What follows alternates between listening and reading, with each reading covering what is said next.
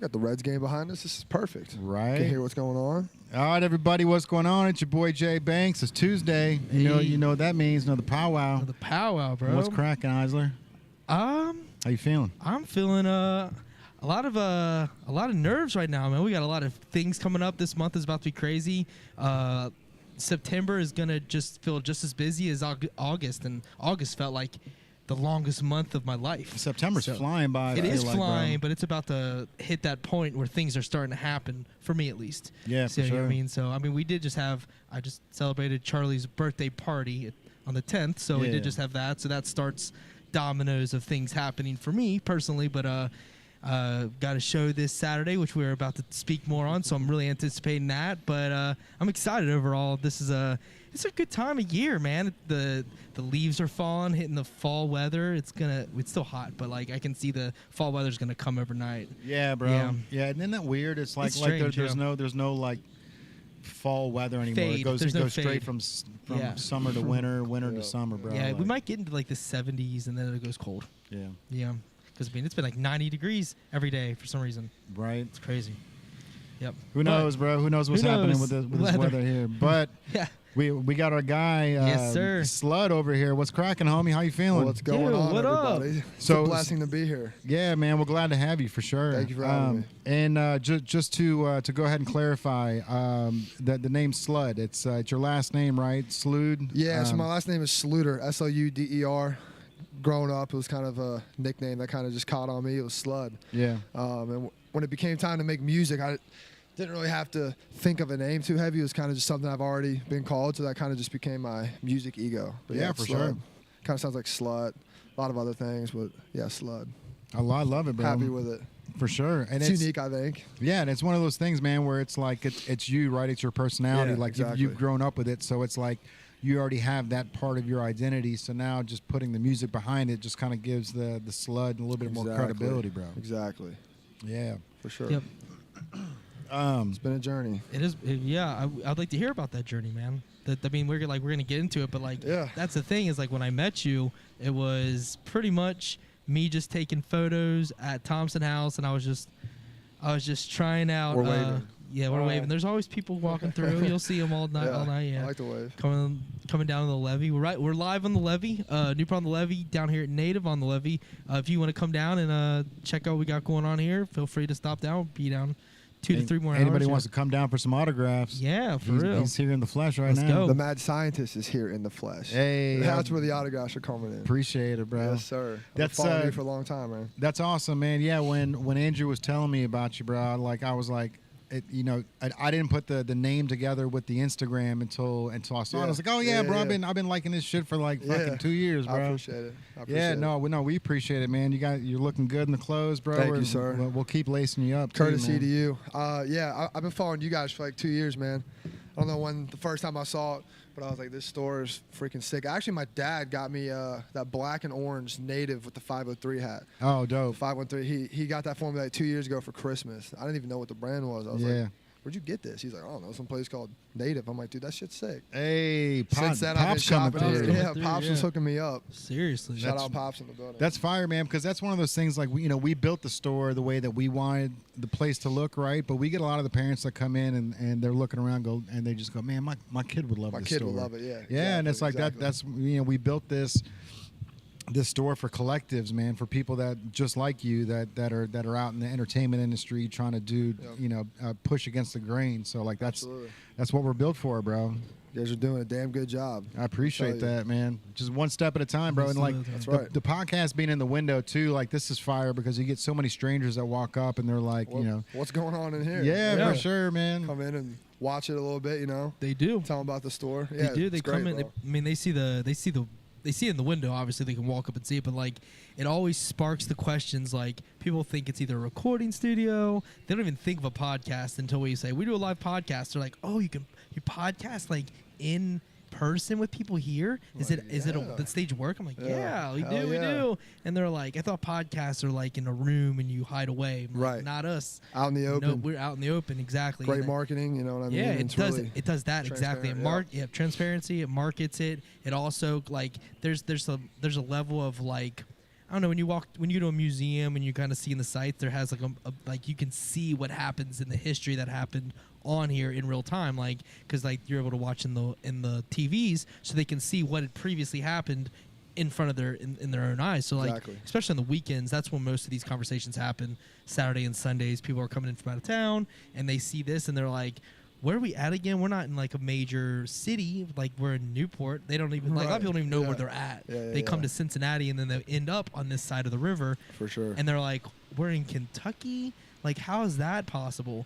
I'm like, well, believe it or not, geography says Kentucky's next to Ohio. And people are like, I didn't realize. I flew into Kentucky at CVG and I didn't even understand in the first place. Right. That's the first thing that confuses people is they fly into Kentucky when they're expecting to come to Cincinnati, and they're like, that's Isn't that weird? It is weird, yeah. Like the Cincinnati airport's not in Cincinnati. Yeah, we talked about it last week on the podcast, man, and I came to the realization that I think because you can see downtown in the background, people from out of town assume I'm in Cincinnati, right? That's true. Yeah. And then once you get to like Florence, then you're definitely in Kentucky because you can't see downtown anymore. You know what I mean? Right. But for Covington, Newport, Bellevue, like this area here, you get the taste of downtown still, and you still got the downtown feel. You got the bars and restaurants and stores, where you can just walk down the street and do all your shopping. Yeah, so 100%. it's like, I really think it's just having that city in the backdrop that kind of just puts it in your mind that I'm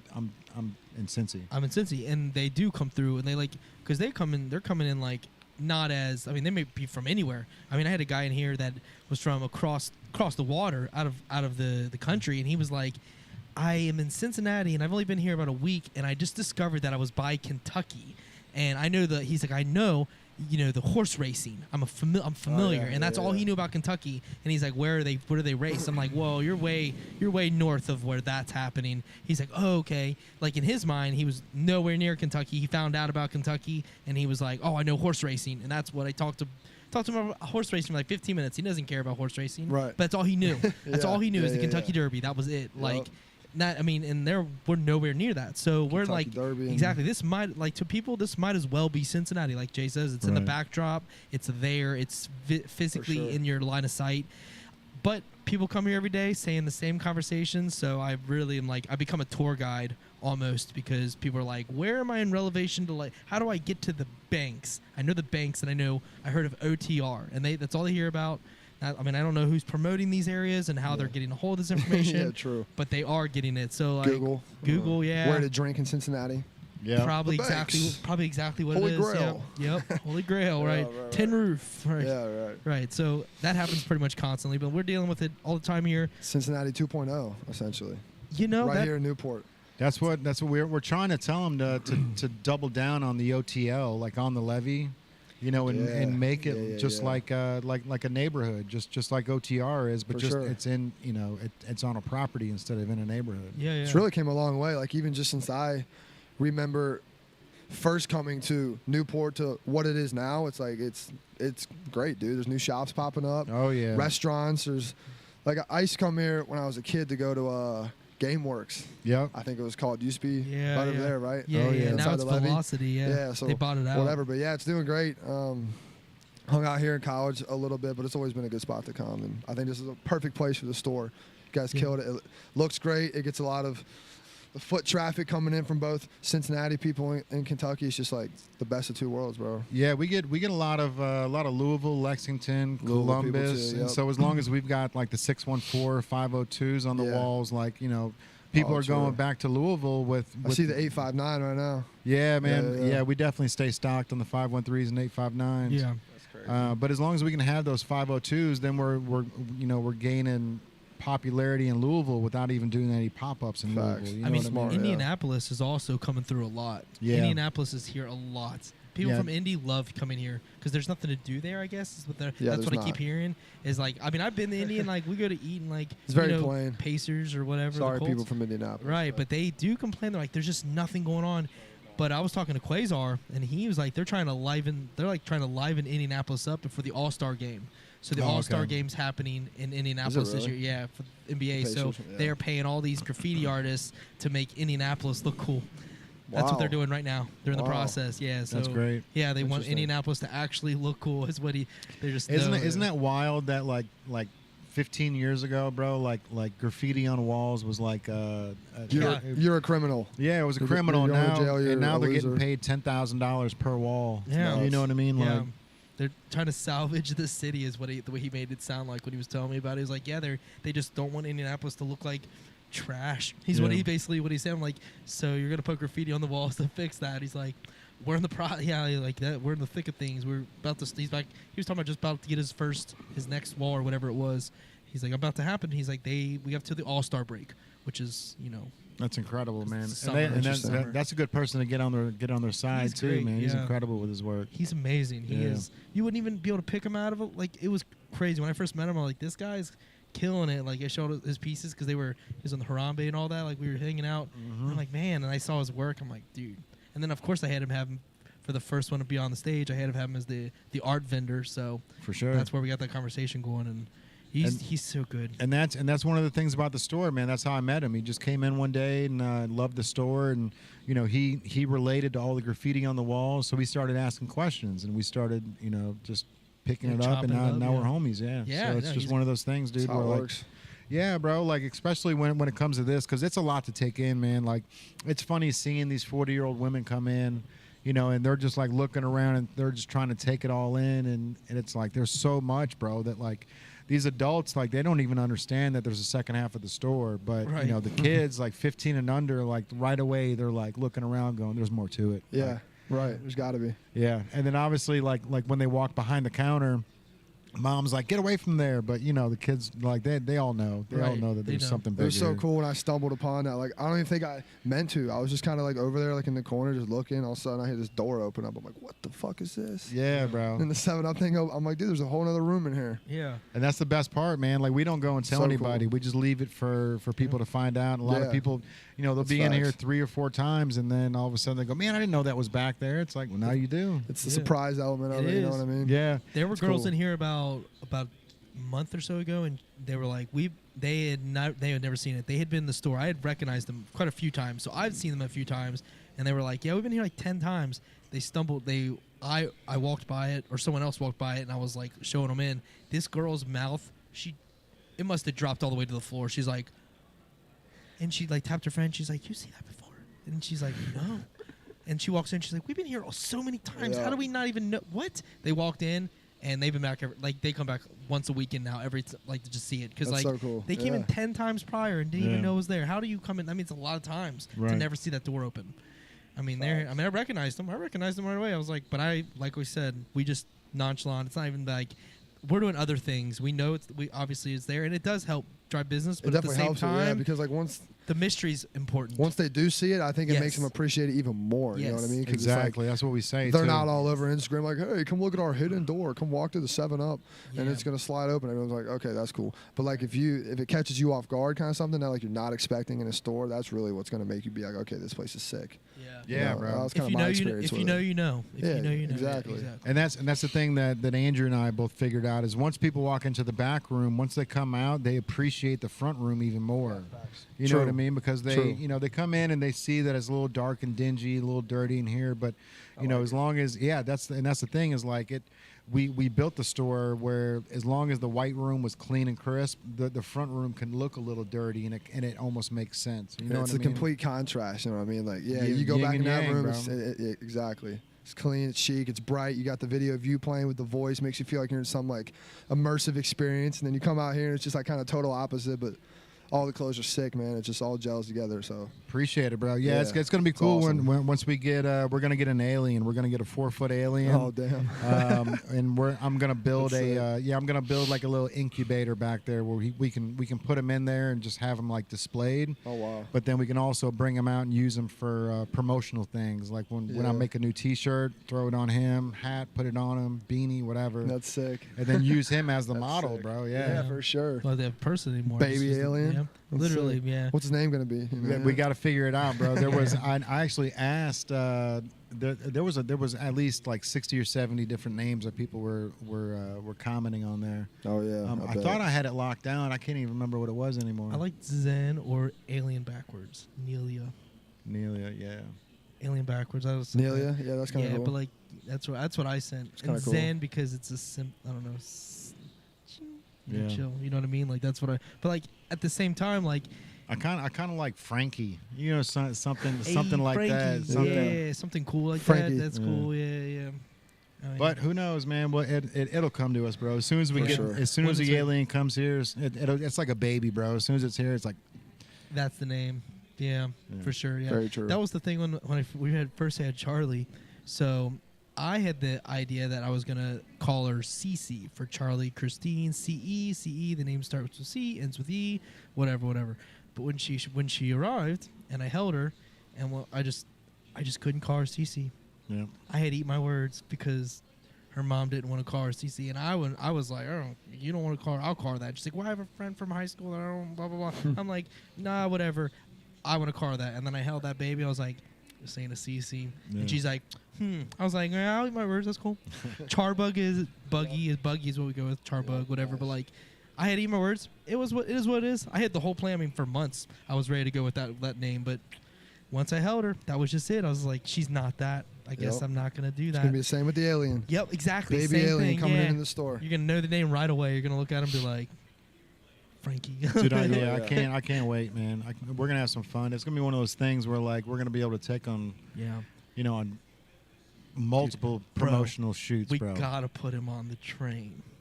Oh, I'll be fine. Gotta put him on the train. Blount will definitely let us put on the train. Oh, So, like, 100%. and we'll like take the photo shoot where he's driving around, local video. As soon as the fun slide and everything's out there, put them on the fun slide. You know, that kid slide where they got the Yeah, little absolutely. sack Yeah. that they're in. That's cool. With the new shirt that you're marketing. Yeah, bro. Yeah, It's gonna fire. have his face on it too. He's gonna be promoting his own Baby shit. alien. Yeah, for sure. That's cool. Ow. Fire. Bro, we gotta put him in circumstances where like he's printing his own shirt.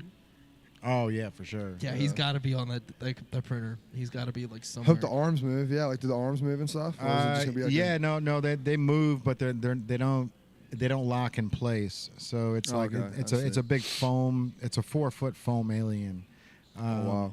It's actually it's like a movie prop. So it's not like Okay. it's not cheap. It's like a really nice looking one, but. Yeah. But still, like I'm trying to figure out how to put metal brackets in there where he can stand up on his own and move his arms. And Oh, Gotcha. yeah. I'm already You thinking can rig about how something to, up for sure. Yeah, bro. That's cool. Yeah. That's why. I mean, I think that it'd be cool to do one of those things where you like move his arm, like still frame, Oh, do yeah. like a little show with him. That'd be cool, Yeah. dude. There's so many possibilities. You got my wheels turning now. It'll be fun, wheels man. will turn. Yeah, bro. Here we go. So I think it's gonna be here on the 16th is what it Oh. said. That this month. Yeah. So that's this coming weekend. Yeah. Wow. 4 days, something like that. That's when the show is. Speaking of which, Speaking of which, Yeah, the 16th, bro. Madison Live, the September rooftop. 16th, Yeah, man. Madison It's Live. coming. yes, I'm Coming soon. excited. Yes. Shout out you for putting this thing together. It's been ran very cleanly as opposed to a lot of other local shows, so I'm really happy with That's what I want to hear. the way it's going so far. It's all about the experience for me. It's what Yes. how your experience, Yep. how your crowd experience, how the patrons that come to the show that stumble upon it, whatever the case would be, everyone's experience is what I take into account because it's about how you feel, not about what happens. It's how you Exactly. feel when you leave. Exactly. Yeah.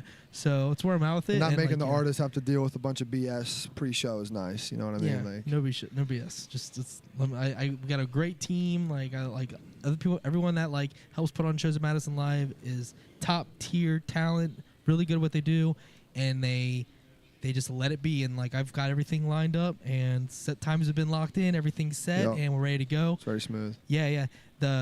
I'm excited. Yeah, and the flyer looks great. I really loved the flyer that Yeah, your yeah. guy came up Yeah, with yeah. because like we were getting close and technically I like them all though. you Yeah, know what I technically, mean? really They're just all needed cool. an image for Madison to post, and then we give all the details, so we sure. get flyer later. But then I was like, we're running out of time because like this is happening now, and then all of a sudden there was a couple different versions that were all fire. And they Everything that posted the po- wrong one, but it's all good. Yeah, Doesn't matter. the first one I sent, and then I was like, he's like, I need it by this time. I'm like, Yeah. all right, I'll get it to you by this Yeah, time, it's and all I good. sent that one. But that one was Yeah. fire too. That one one's- was fire. Yeah. Yeah, they're all good. Like They're all every, good. yeah, you got good photos, bro. That's Thank really you, what it bro. comes I down appreciate to. it. Recently, I haven't always, but there's a guy on our team that's been working with us. His name is Keith. Okay. Shout out Shocks Media.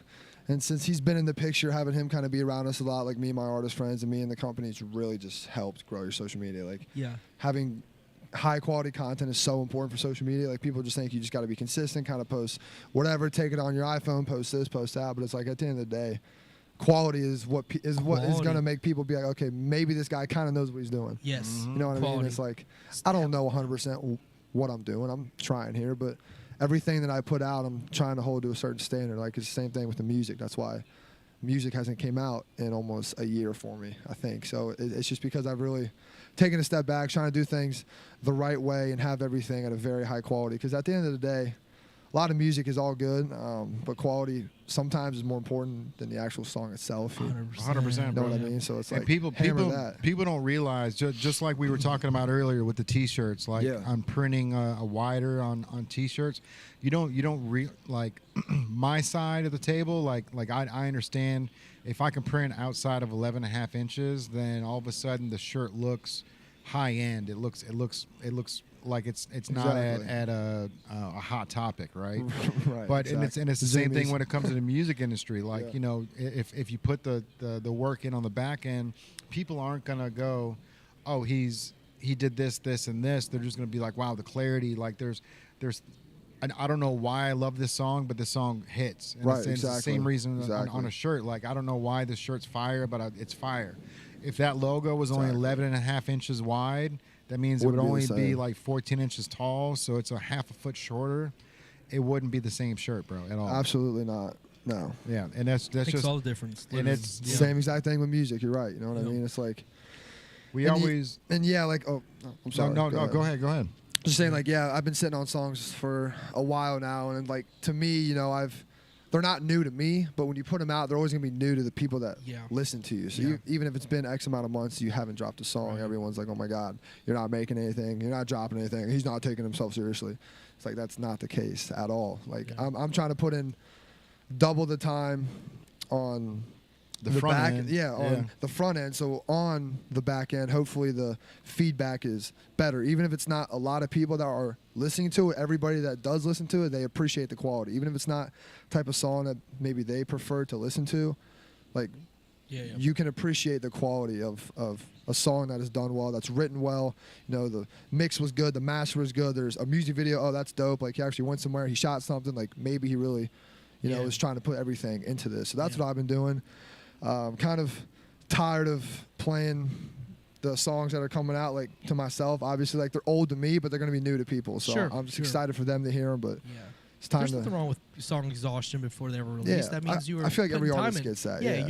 You're putting this amount of time in to something like an artist is literally painting a picture for months and months and months, looking at the same image, and then they release it, and that's the first look for everybody else. And that's when the bread's made. That's when that money's made. That's when the time is appreciated from the the public. But you as an artist are listening to multiple songs, taking different things, finding your errors, finding things you want to fix way before it's time to release. So you gave yourself a whole year, which is great, because to me, like, a drop a year is enough. But if you space out drops over the course of 6 months, then you're also getting a long period of content, because it's really about content. When you drop the stuff, you can drop the same piece of content 10 different ways, whether it's color grade things, white out, gray, make it look like a black and white, whatever you got to do. You can create the same content, drop it. Have you heard this new track? Here's a B-side to this. Hey, take this. Anyone on our email list? Hey, take this new song. Like, whatever the case. Like, there's a way you can spread stuff out, and basically, like, it's like liquid. It covers a bunch of area with just a little bit. You know what I mean? And you got to think about that, is because, like, people are instant gratification. It's what we 100%. Live in. So you can't just be like, all right, this is enough. They got the album. 10 seconds, dude. Yeah, they'll move on like that, seconds. Bro. They'll move on so quick. Literally. And your name is lost in the shadows. Literally. Like I've had some people kind of in my corner, not necessarily in my corner, but kind of just people that are in the circle that I run around with or whatever. But they're like, oh, why don't you just drop an album? Like, you're sitting on all these singles. Why don't you put it all out at once? And like, personally, I'm not a huge fan of dropping albums or EPs if you don't have a real audience yet. You know what I mean? Like, you got to get a certain amount of people that really fuck with your shit to sit there and listen track 1 through 7, because if track 1 isn't good in the first 20 seconds or the first 2 minutes, they're going to write you off. The whole album goes to shit. Even though the best song might be song 3 or 4. So it's like, I'm going to try to drop 5 to 10 singles over the course of however long. Shot with music video, half of them with music videos, half of them with no music videos, but like 10 just really high quality songs. Reevaluate after that's out and be like, okay, like, is my engagement on social media going up? How does my Spotify look? Do I have more streams? Are people just listening, or are they tapping into me as a person, following me on Spotify and Instagram, etc.? Yeah. TikTok, like, how's that looking? Right. So like, I want to push stuff out at my pace, take a step back, and really like kind of see, you know, if it's working, instead of just make a song here, put it out next week, make another song, throw it out, throw it out. Because it's like, at the end of the day, too, social media is so important in today's industry. 10 years ago, you didn't need a social media page to be an artist. Right. Like nowadays, I'm sorry, it's the truth of the reality. If you have a shitty social media, or nobody really has any idea who you are, not making music and in your personal life, it's gonna be really hard to be a fan of that person. Yeah. For sure. You know what I mean? So it's like you're almost trying to become like low-key like as much as an influencer as you are an artist. Yes. So like it all You put on different works hats. together. You Yeah, have to put on just different wearing hats. different hats. You really do, and that's a good transition. So, for us, like with social media, we're gonna start boosting up how often we post and try to do more and more content, because in our lane, people want to see what's happening at the store and new stuff. And I do think there's value with us posting as much as possible. With an artist, I think it's a lot of strategic posting, but you have to be consistent in the quality of the content. Exactly. Not necessarily how much of the content, but the quality's high end. Quality over quantity. Exactly. You know what I mean? But you can have a lot of quantity because you can space, like I said, you can space stuff out. You can have a photo shoot, drop 3 photos, and then do another post, be like, hey, here's from another photo shoot. Yeah. And then let's go back, let's throw back Thursday to this previous photo shoot or whatever. You can always play on, there's enough hashtags and enough days of the week 100%. to do whatever you want. 100%. But you also, at the same time, you're putting multiple hats on. So you're making sure your content is quality, the image quality's high, when you have like a good image with a good song, like you can overlay stuff where the music's playing just to an image. All these little like things all build up to someone being hyped about you, because one piece of content can make someone literally jump on board. If there's just one, like you just put the chorus over an image, that can catch someone, and now they're in. Now they're showing all their homies, and it branches, and it's literally consistent, and all it takes is one content, and you'll have the fan base. I mean, you have a fan base as is, but you're trying to go to that next level. Absolutely. So like that next tier to where, I mean, we can here soon hopefully get you on like the Madison Theater stage. Is like, that'd be amazing. Seriously, That's I the mean, goal. yeah, that is the goal. I'm here with you for That's it. the goal. Thank you. And like that's the thing. Yeah, it's a timer. Okay, I was like, you just got really dark in here. Yeah. Looks sick though. Yeah, and you yourself, like you said earlier, we talked about pronunciation of your name. Yep. Could you clarify that with the people that are listening, and like explain as where the name came from and how you went about it? Yeah, sure. So I mean, it's not very complex. I wish there was a cooler story to it than there is. That's but, all right. Yeah, last name is Sluder, SLUDER. I have an older brother. He's 24, turning 25.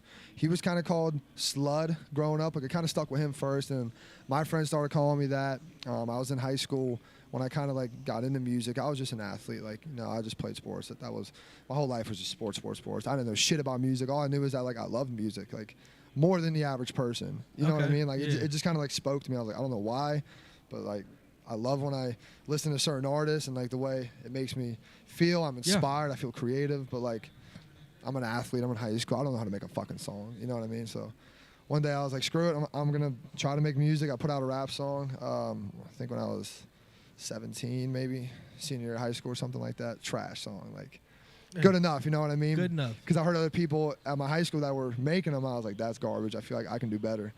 Damn well knowing I've never touched a mic. I don't even know what Logic is. Like, so I give myself a shot, and I was like, all right, I guess it's time to come up with a name, because I was going to upload the song, and it's like artist name. I was like, oh shit, yeah, I don't know. what a SLUD? roadblock! What a roadblock of that movie. Literally, SLUD, I was like, SLUD, I guess. Just SLUD, and kind of put it in, and just upload it. Like, I didn't even think twice about it. It kind of just like came to me. Cool. So that's why I like it, is because I didn't have to think about it and like narrow down a bunch of different things. It's like, oh, is somebody gonna like this? Is she gonna like this? It's like, I don't really give a shit. That's kind of just who I am. That's kind of like what I've been called my whole life. If you don't like it, then wish the best to you. But that's my name. So that's cool. where it comes. SLUD. It's pronounced SLUD though. SLUD, not SLUD.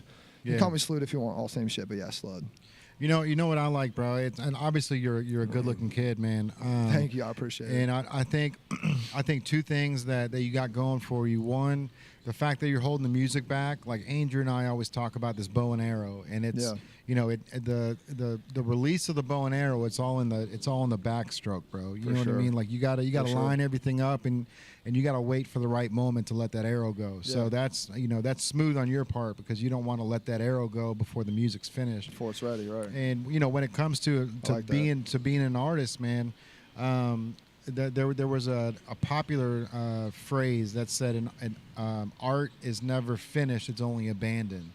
Right. So when you're looking at it as like a piece of canvas, like the Mona Lisa, like he could have gone in and spent 2 more months on her eyes. You know what I mean? But at some point, you got to stop and look back and just look at it and go, "All right. She's ready to go." Absolutely. Even though you can go back in and correct a couple things, and that this side needs a little bit more color, this side needs a little bit more shading, but at some point you got to let that arrow go, man. And yep, I agree with that. And speaking on you being a good-looking kid, man, I think you should double down with the music videos. That they don't need to be big time like production music videos, but just get the face behind the music. Right. I saw Walk the Moon did this before they got huge. Nick Patrica. Yeah, but he's the whip, dude. I love that kid. He's a good dude. So they made like iPhone music videos for every one of their songs, and it was literally just them with iPhones.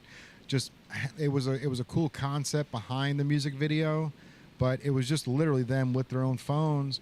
But it put faces to names and faces to the voices, a personality behind it, you know. And then once they do blow up, once you blow up, then everyone's got not who is SLUD, like this is SLUD. Right, exactly. You know what I mean? Yeah, you got to have that content ready because you never know when it's going to take off, man. And for somebody like you, it's probably you're probably right at that cusp where you don't know when it's going to happen because you're in the right lane, you've got the right mentality, you got the right look for it, and it's only the way that I consider myself 15 years ago, I called myself a curbside prophet, bro. I was just sitting on the curb waiting for my rocket, right? Like, it's coming sometime. Like I'm here waiting for my cab, but it's not a cab. It's a rocket ship that's going to blast me off into outer space, bro. Right.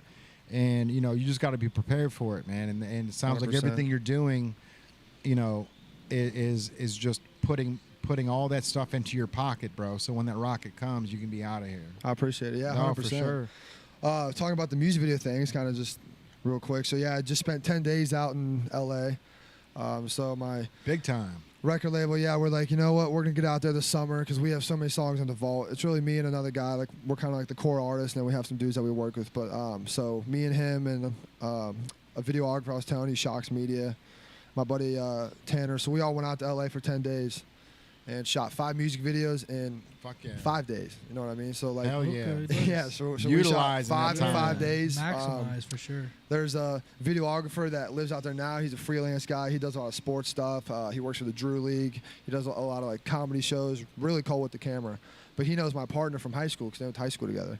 Cool. So we're like, shit, man. Like, let's go out there and give you a shot. Like, we're learning, you're learning. Like, let's go make some dope content. We went out there. I just got them back this week, and dude, they're fucking flame. Yeah. That's awesome, they're man. Flame, and like it's exactly like what I wanted. So yeah, I'm really excited to put the music videos out. It's like I'm trying not to only. I'm obviously gonna push the music video, but like you don't want to push the music video too hard over the actual record on the platforms. You know what I mean? Because people watch a music video once, maybe twice. You know what I mean? And then it's like if they're not adding that song to your playlist, you're not really gonna get traction from a streaming standpoint.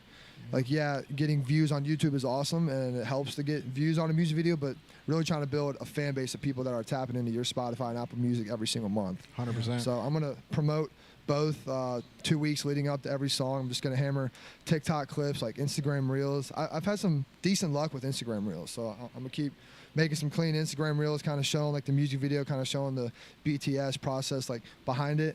There you go. And hopefully build some excitement. We'll see, but I'm excited to get stuff out. Yeah, dude, I would definitely do things in little drops. I would make it so it's like they're waiting for the next piece of content. And if you drop like the album, the EP, or like the songs in an order or whatever, and then like once they've got it on their playlist, then the music video will be that much more significant because they already know the song.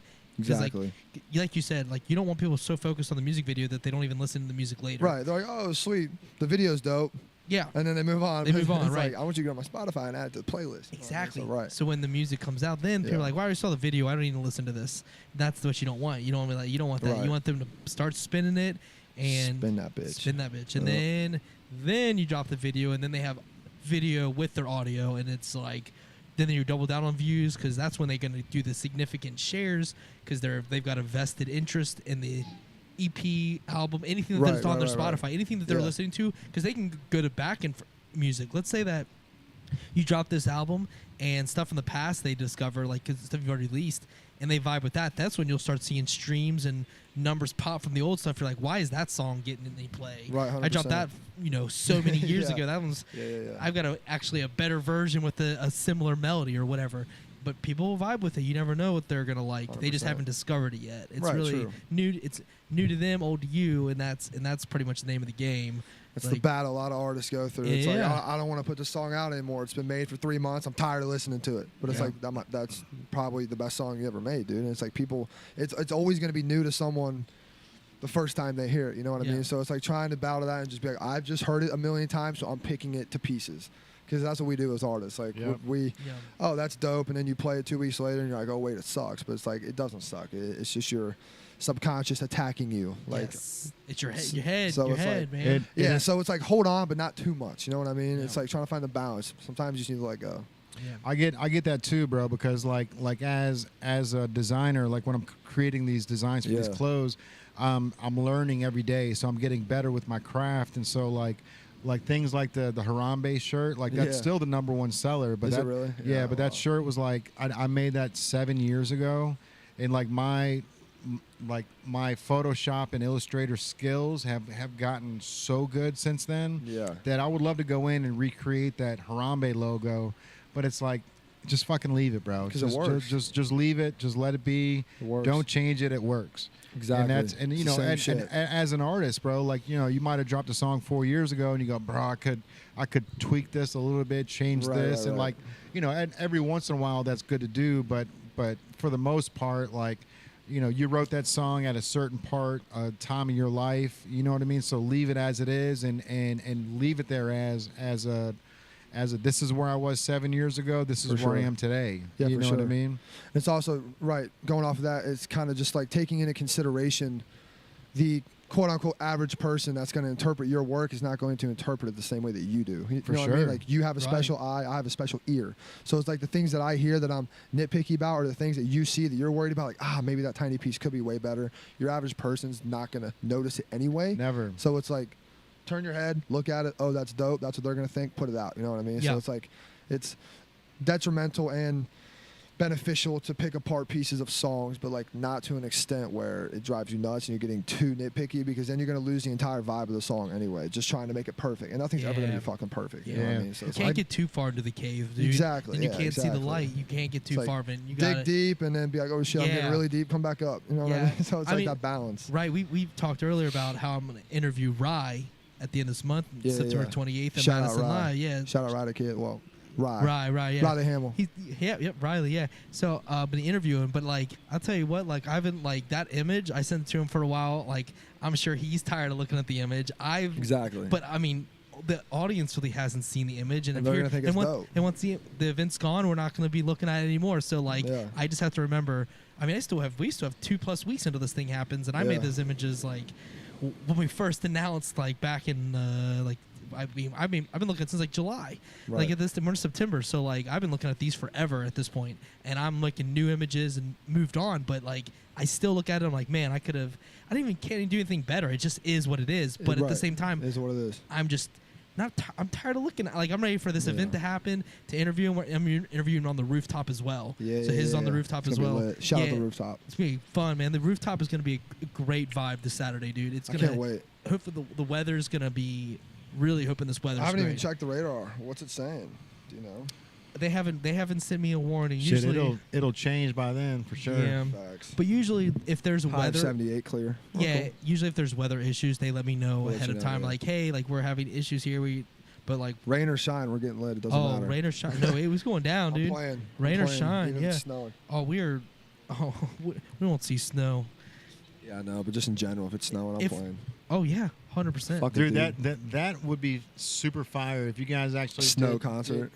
did an outdoor, Yeah. a rooftop concert with snow, and then had because those little heaters that they got Yeah. with the brick being on both sides of the walls Be like warm that. enough, you layer you up a can little you can bit. keep all that stuff warm where the snow would probably melt on the ground. That should be fire, bro. Your issue is your musical Would be equipment. Is there a roof? That's all under the Right, how big is the the roof stage. that The comes stage out? doesn't have a roof. It does, but I would say the equipment in that condition might. I mean, I guess I don't know. I couldn't. I don't. I Let's don't do know. it, Bring a bro. little Let's tarp, do it. bro. We got two Let's things do to it. do. We Bring got a little tarp, cover it up, just get it set up and throw a clear tarp over it. Anything that might be exposed, you know what I mean? So- Nobody does that. No Who one the does fuck that. does a rap show out in the snow? Right. Sponsored by Native. Who the fuck does Yeah. that? That'd be fire, bro. Oh, Fire. we're trying to sponsor a lot at Madison. You Like, guys we're should. gonna- we're- You guys That'd can be- sponsor anything in the city, bro. My man. Yeah. You sponsor the Reds and the Bengals. I mean, fucking everything, dude. I'm here for it, bro. I know the Bengals guys are in here, aren't they? Yeah, They gotta be rocking with some shit. Oh, Yeah, yeah, we get yeah. a bunch of the Bengals players. I bet. No contract with the Bengals yet, though, bro. They That'd be amazing, dude. they did a contest this year. They did a contest last year on clothing brands to like for the city, but it was like black owned only. And so like I put my actually it wasn't I'm sorry, it wasn't black owned. It was anybody but white. So what was that? Like I'm not sure what they call that. yeah, Anybody so but white. Okay. so not Native, I guess. so it was anybody but white people. And I Okay. put my Yeah. hat in the ring anyways, Oh, did bro. you? Yeah, okay, I put it fine. in there. Yeah. I was like, I'm Italian, bro. I'm not. Yeah, right. I got a bunch of backlash for it, but I'm like, if I don't put my hat in the ring, then I won't. Then I'm not going to be chosen at all. Like Right, I'd rather put my exactly. hat in the ring And them tell you no. as an independent and say, hey, Deal with it later. Didn't we take the angle? Didn't we take the angle of the fact that you're Italian. Italian at Yeah. the ground root of it? So Yeah, like, my mom's from Italy. yeah, so like that is technically what was the terminology they used for it? Man, you find that email. That was like Yeah. the wording just seems so off to me. Like they were just literally saying no white people. Literally, that's it. That's literally what they're saying. Interesting. Yeah, the only people that can do it, not foreign, but it was. So you would have won that contest, hands down, bro. That's what I'm saying, Yeah. bro. Like I've got how cool were the prints that you saw? Like, were they even that sick, or were they like pretty average prints? No, I mean, so Black Owned won this year. They won last year, so they won 2 The years brand in a Black row. Owned? Yeah, okay, yeah, Which yeah. they make good shit, but Yeah, they do you know, make good it's shit.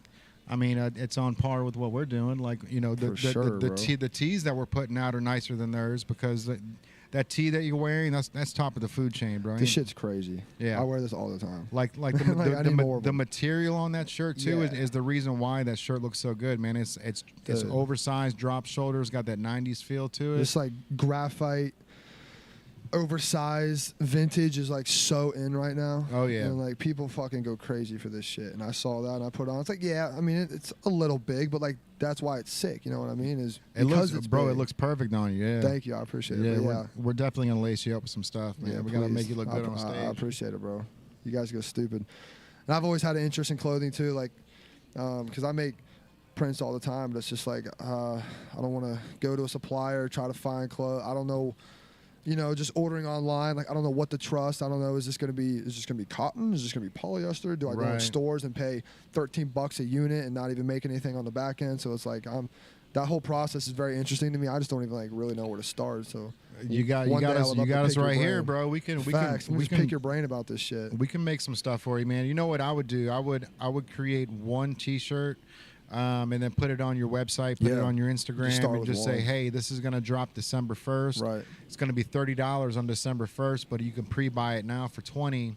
You know, give them 33% off, bro, because you're gonna Yeah, get, fact. you know, It's not about the money anyway. You know well, what I mean? well, the first shirt, maybe. Well, the thing about it though, if you can pre-sell 30 or 40 shirts, what's going to happen is you're going to sell those to mom, dad, brothers, sisters, best friends, and then you know you got 40 tees that they only paid $20 for it. That's $800 to put towards your entire next rollout. You know what I mean? Yeah, Or whatever. well, that rollout. So Yeah, facts. so then what you'll do is you'll take Oh, I you see know what you're small, saying. medium, large XLs, Yep. and then you just all the pre-sales, you take those out of the equation. So say you've got 11 larges out of the 20, you're not dipping into your the ones that you're going to be selling. So you do. I usually do twice as many mediums and larges as smalls and XLs. So 12 That's what I small, was 24 gonna ask. medium, 24 large, and then 12 XL. Okay. So, but take that first 20 or whatever the pre-sales out of the equation, so you're not low on larges when you Right. get the whole order. Medium and XL, the two most common sizes, you would say. Medium and large, Or yeah, medium and large, sorry. yeah. Medium So and large are the two most common. yeah, Large by a long shot. Is Large probably by a long shot. Yeah. Okay. yeah. So and then the mediums, if you don't have smalls, people typically they'll jump into a medium. You know what I mean? So That's true. it's better to, like, we always double up on mediums and larges. So it's just a pyramid scheme there. It's just Yeah. smalls, medium, large, XL, double. So I get on the XL. website and they're like, yeah, you get 20 shirts, but you got to pick how many of each size. I'm like, I don't know, 5, 5, 5, and 5. Like, Right, that's typically what people do, and then like, I don't want 10 people to be like, I need a large, and like, oh, I only have 5. Yeah. You don't want to do. Yeah, You you, know what want I to mean? make So it's sure. like- Like he said, it's good to basically know. his shape is like you want to have a few 2Xs. Yeah. But then you want to go more XLs and then more and more larges, mediums, and then that small. It kind of like comes to a point with the small, because the small That makes people will sense. get it. The girls will get smalls a lot. True. But girls will also they'll get rock the medium. They'll oversized also get a and the medium medium. because They'll also go that's- medium. that's what's Exactly. in. Yeah. Speaking of the Bengals players, Interesting. Travion Williams, who was on our podcast before. Shout out Travion Williams. Yeah, man. Yeah. He got 2 attempts this last Sunday, though. Yep. He was on the football field. Yeah, bro. Yeah, man. I'm stoked for him. Shout out Travion, man. He's The mad professor. Dude, mad respect to everything that guy does, man. He came on the podcast saying the least most interesting thing about him is playing football. The least. I love that. See? And when he said that, I like, love I that. thought he was just being like, you know, like Humble. humble, right? But then he starts telling me what he does. Dude's got telling a whole us, story. dude, he helps people fix their credit. Really? Yeah. Oh, He's wow. got No, like, an OnlyFans. he's got that- an Does he OnlyFans. really? That's Wow. not sexual. It's all like behind the scenes of the content. NFL. He's- Yeah. Wow. He's the first sports player Dude, to get that's an fucking OnlyFans smart. account. He's yeah, got a deal bro. with them. Why yeah. would every pro athlete not? I mean, Dude, a lot right? of them don't need the money, but I mean, that's very smart. They give fans like a one-of-one behind the scenes of what goes on in the day life about, because you don't really see that shit. Could you imagine Like- getting behind the scenes of Joe Burrow's life? It'd be, yeah, like Like, even Not though he even to probably be- doesn't do I anything bet but it's sit not at very home. eventful. He watches UFC a lot. He says he's sitting home a lot because there's not a lot to do in Cincy. And, bro, people would he just would- watches would- UFC. People would tap in Yeah. to watch him sit on his couch and watch TV.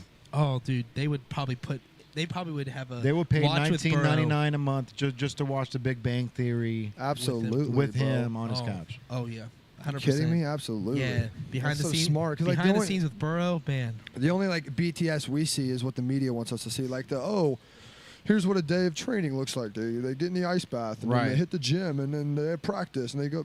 But it's like it's not a real in depth of who that person is, and that's why like I love podcasts, because it's like when you're in the creative world and influence world, like there's so many more levels to people than people really see like at the surface. yeah. So you sit down in the pod for 2-3 hours, chop it up with someone, like Yeah. you're not even gonna like know them for doing what they do. Like you're gonna really get to Yeah, know them as know a them as a person. person, And be like, yeah. wow, that's so cool. They have so much more to them. Yeah. That's why I love podcasts. you know? Same. I what I do like about podcasts too is not only that, the depth to get to know someone, but it's also when you're in the pod, like and you're deep into the podcast, you start to like uncover layers and layers to the other person beyond just getting Yeah. to know them. You get to know like the ins and outs of who they are, like they're like the things that may bother them. When you say something, they're like, "Oh, I would never do Right. this," and you're like, "Oh, so tell us why you wouldn't do Why that," not? Yeah. or whatever. Like, and then they kind of get to the intricacies of what their life is, and I think there's so much relatability within humans, and the podcast just pretty much strips that down.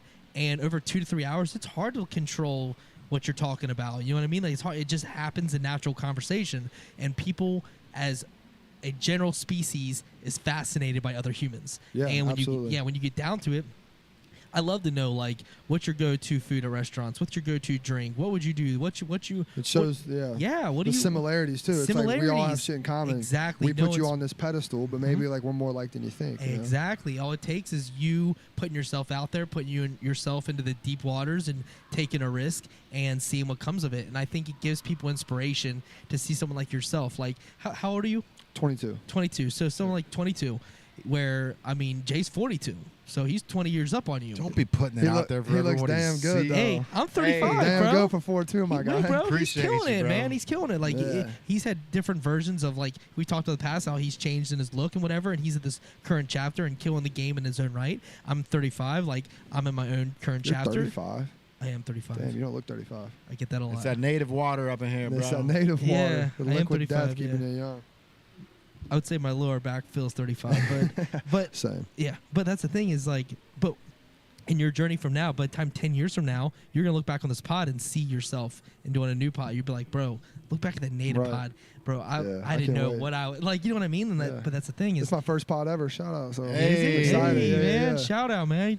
Congratulations. Thank you. That's awesome. When you hit me up, I was like, yes. That's super fire, bro. Yes. I feel privileged, man, because I feel Dude, like, I'm especially privileged, being 22 years old, man. Like you got a good head on your shoulders, bro. Thank you. So I appreciate it. at 22, like I didn't know what the fuck I was doing, man. I was out of the bars every night being an idiot. So the fact that you're tapped in and you're like you got your focus in and you're Yes, ready sir. to go, like Yep. anything we can do to help you out, man, to help get you to the next level. I really we're here for appreciate it. that.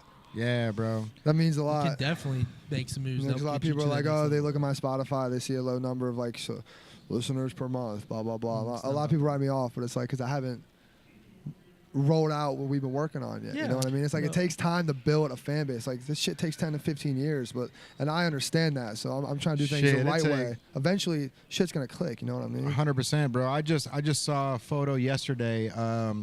Austin, the dude that works for one of the radio stations, man. I don't think it's WBN. I think it's Rock 94, Rock 95. What's that one here? Anyways, 95, man. I think. Yeah. So Austin had a photo of him and Morgan Wallen, and I think it might have been Nashville. He was like, I met this guy. He told me to come out to his concert.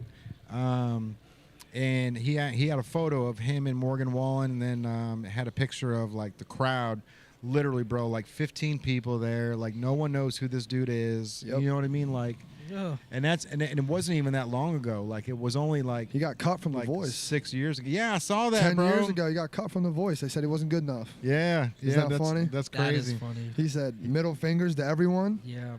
Put his head down for 10 years. Yeah, I'm sure he struggled, but he wouldn't be who he is now without that 10 years of struggle. Yeah, you know what I yeah, mean? yeah, A lot of 100%. people want things quick. They want it now. They want gratification. Like, Right. I'm good enough. Why am I not popping? It's like, dude, there's so many levels of this shit. You can't just make good music. Yeah. Like, there's so much good music out there that's not properly backed or properly marketed, or like the artist isn't believable, and like all those things come into play of I'm really gonna follow someone on Spotify and listen to them every month. Right. So it's like there's so many different avenues. I mean, how many Fucking artists? preach, dude. How He's many- 22 years old, man. is. He's Some literally wisdom. he's like I'm amazed, bro, because you know at your age where you're at with you know your physique, you're tall, you're good looking. Like there's a lot of things that most 22-year-olds would be like, I'm the shit. I can do this. I can do that. I can drop this, and then you know, Arrogance. like Not we, me, we, bro. we've had people on that side of the couch with sunglasses on, just like, you know, back, I'm the shit. I'm popping, I'm the bro. I shit. got 100 monthly listeners, bro. Like, I'm popping. I was on in LA last week. So, yeah, so we're 10,000 other people doing the same shit you're doing, bro. Right. It's like, what's going to make you different than other people? But I appreciate that. Thank you. No, for sure. I try to do that. But that's the thing. Like you're saying, bro. Like your music can be good, but then you've got to get this up there, Right. and then this has to And get up this there, corner, and then this and has to get up exactly. there. Like life's They're a all game of moving chess. parts, dude. Yeah, bro. It's all moving parts, man. For sure. And the more that you're comfortable in your own skin, you'll be able to move like a chameleon, bro. And that's Yep, and I that's the appreciate thing it. is being able to change the colors and be able to walk in the rooms, and when you meet the big wigs, you know, being able to hold yourself to a stature, and then when you're meeting other people, drop it down to, you know, a relatable thing. And Right. you got to be a chameleon in this shit, man. 100%. You know, and that's a lot of people don't understand that, like, you know, or they just try to be, oh, I'm just me, but you might turn 30% of the people off. Like, you know, be a chameleon, man. Be Being that person you, yeah. where when people walk away, they go, bro, there was something about that kid. Right. You Yeah. know what I mean? Even Like, just anything, you know, yeah. positive or not like too negative, obviously, but like if you're left, you know, kind of like uneasy or like unsure about someone, that means they left more of an impact on you than the average person does. You know what I mean? So for it's sure. like, Yeah, some mystery. don't there. be an asshole, you know. Be nice Right. to people and treat Respect people them. with respect. But just, I was just talking to my buddy the other day about this. Shout out Austin if you're watching. I was like, I feel like kind of what sets me apart from other people that are doing what I'm doing at my age is I'm like relatable and like realistic. You know what I mean? Like, I feel like I'm realistic about what it takes to really be an artist. Like, so many kids are naive. They just think that they're going to the studio every week. And they probably are making great songs. You know what I mean? And their friends are rocking with them. They might have a little bit of hype on TikTok, and they're like, all right, like, I'm cool now. Like, let me just keep making some songs and putting them out kind of half-assed, partying on the weekends, you know. And it's like assuming it's all just gonna come together. Yeah, but it's yeah. like, dude, like, trying to be an artist is like damn near impossible. It's like hard. you're chasing a fucking lottery ticket. You are. You literally Like, are chasing I'm a in lottery ticket. yeah, like I'm in college right now. I have one semester left and I'm done. So it's like, I guess I'll always have that plan B, but it's like I'm literally turning down jobs to chase a lottery ticket. So like I'm Yeah. trying to put everything into this. You know what I mean? For Yeah, sure. I mean, I went to college. I have a degree. Yeah. And I chased the game too. And Chase the music. do I you mean, use it? How much do you use your math class you learned? Not math. I would say the only thing I really use Marketing, now maybe? is my minor in journalism because I interview Okay, yeah, that people. makes sense. Okay, I interview. yeah. That's probably the. Sure. But I don't need it. I don't need it to sit here Sure. and do. I don't need it for anything. 'Cause that's just So you. great. You know what I mean? Yeah. Like, you're just a good interviewer. Like, you can talk. You're personable. You can communicate well. It's like that's what makes a journalist. It really does. It really Sure. it's your intent and what you're trying to what Yeah. kind of information you're trying to get. Like I'm not trying to get super. I'm not trying to break down someone's life to like their infant stages, whatever, and like Yeah. get in every negative thing about them so I can expose it.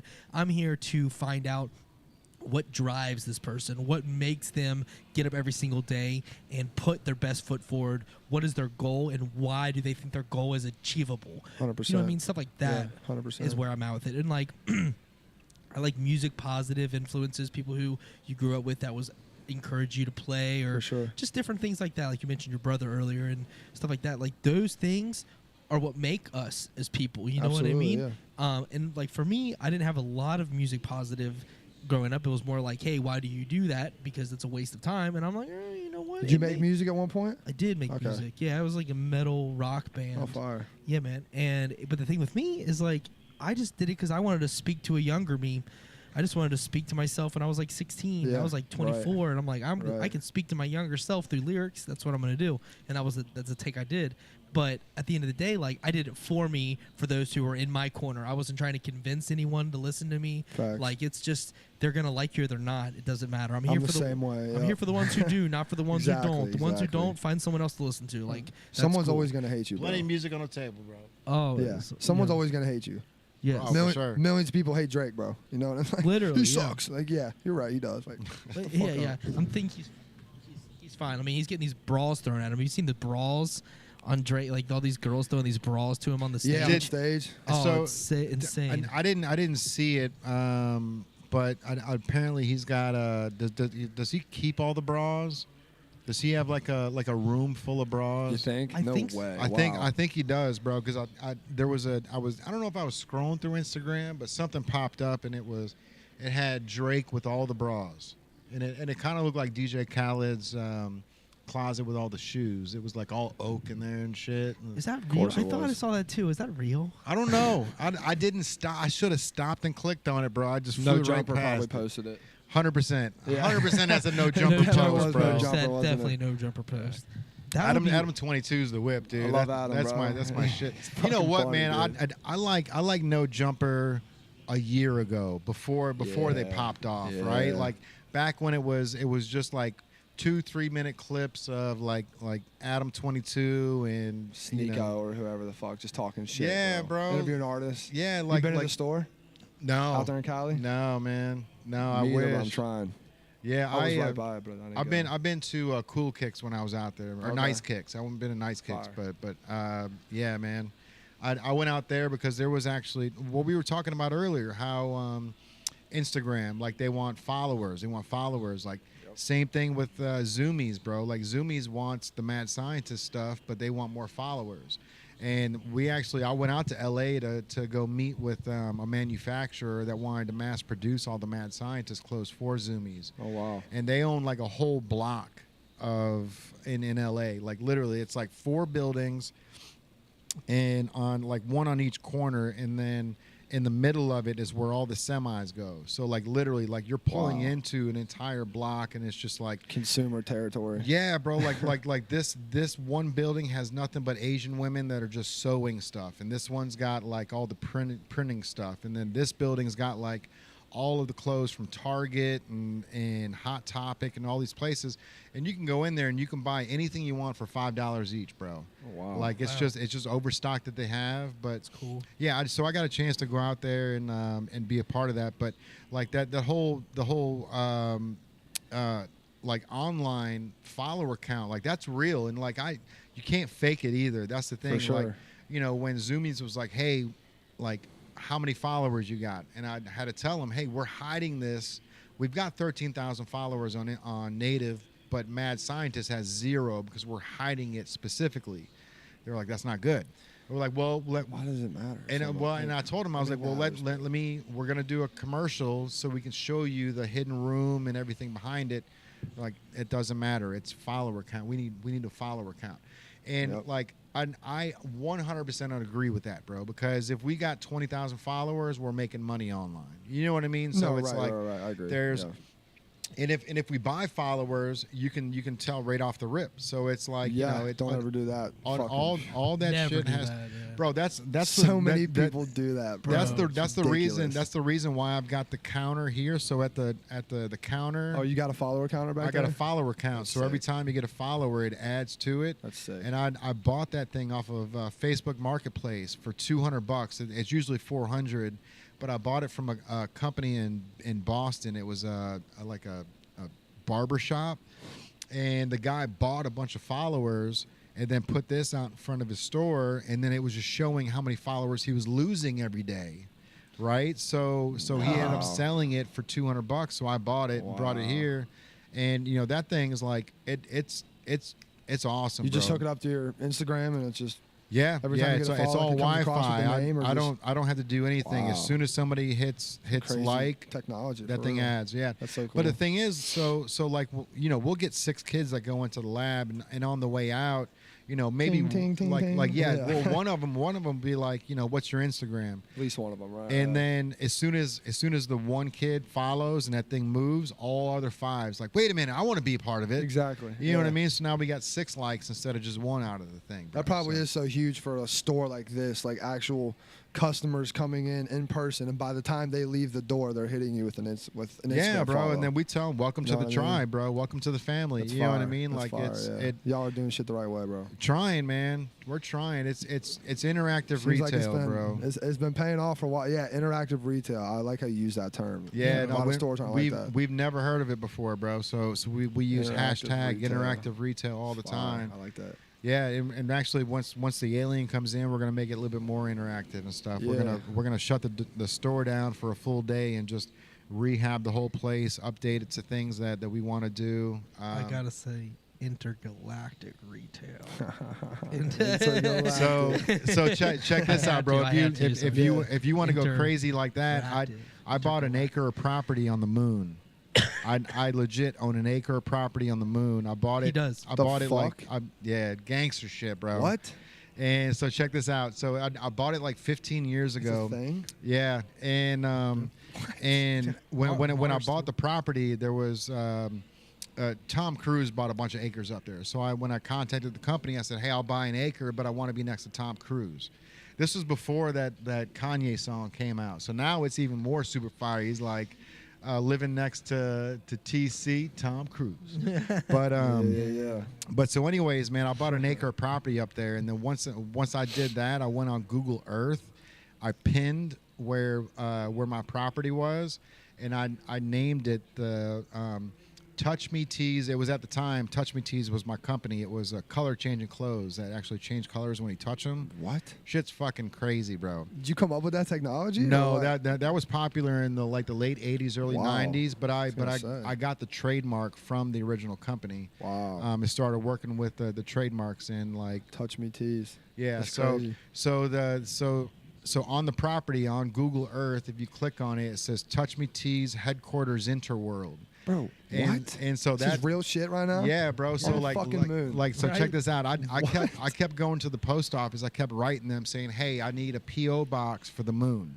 They were like, "We can't do shut that." the fuck up, and I'm bro. like, "You can do that because there's a PO box for Santa Claus.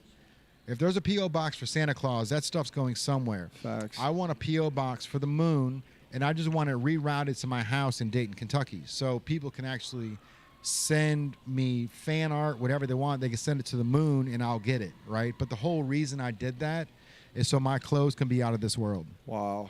Think about that, bro. Wow. These clothes are out of this world. I can't believe. I'm going to look that up later on Google, deadass. Yeah, Touch Me Tees headquarters. Interworld. Interworld. Yeah, Touch Me Tees, So, like, all one word. Who are you like paying for this? Like who do you buy the acre of land off?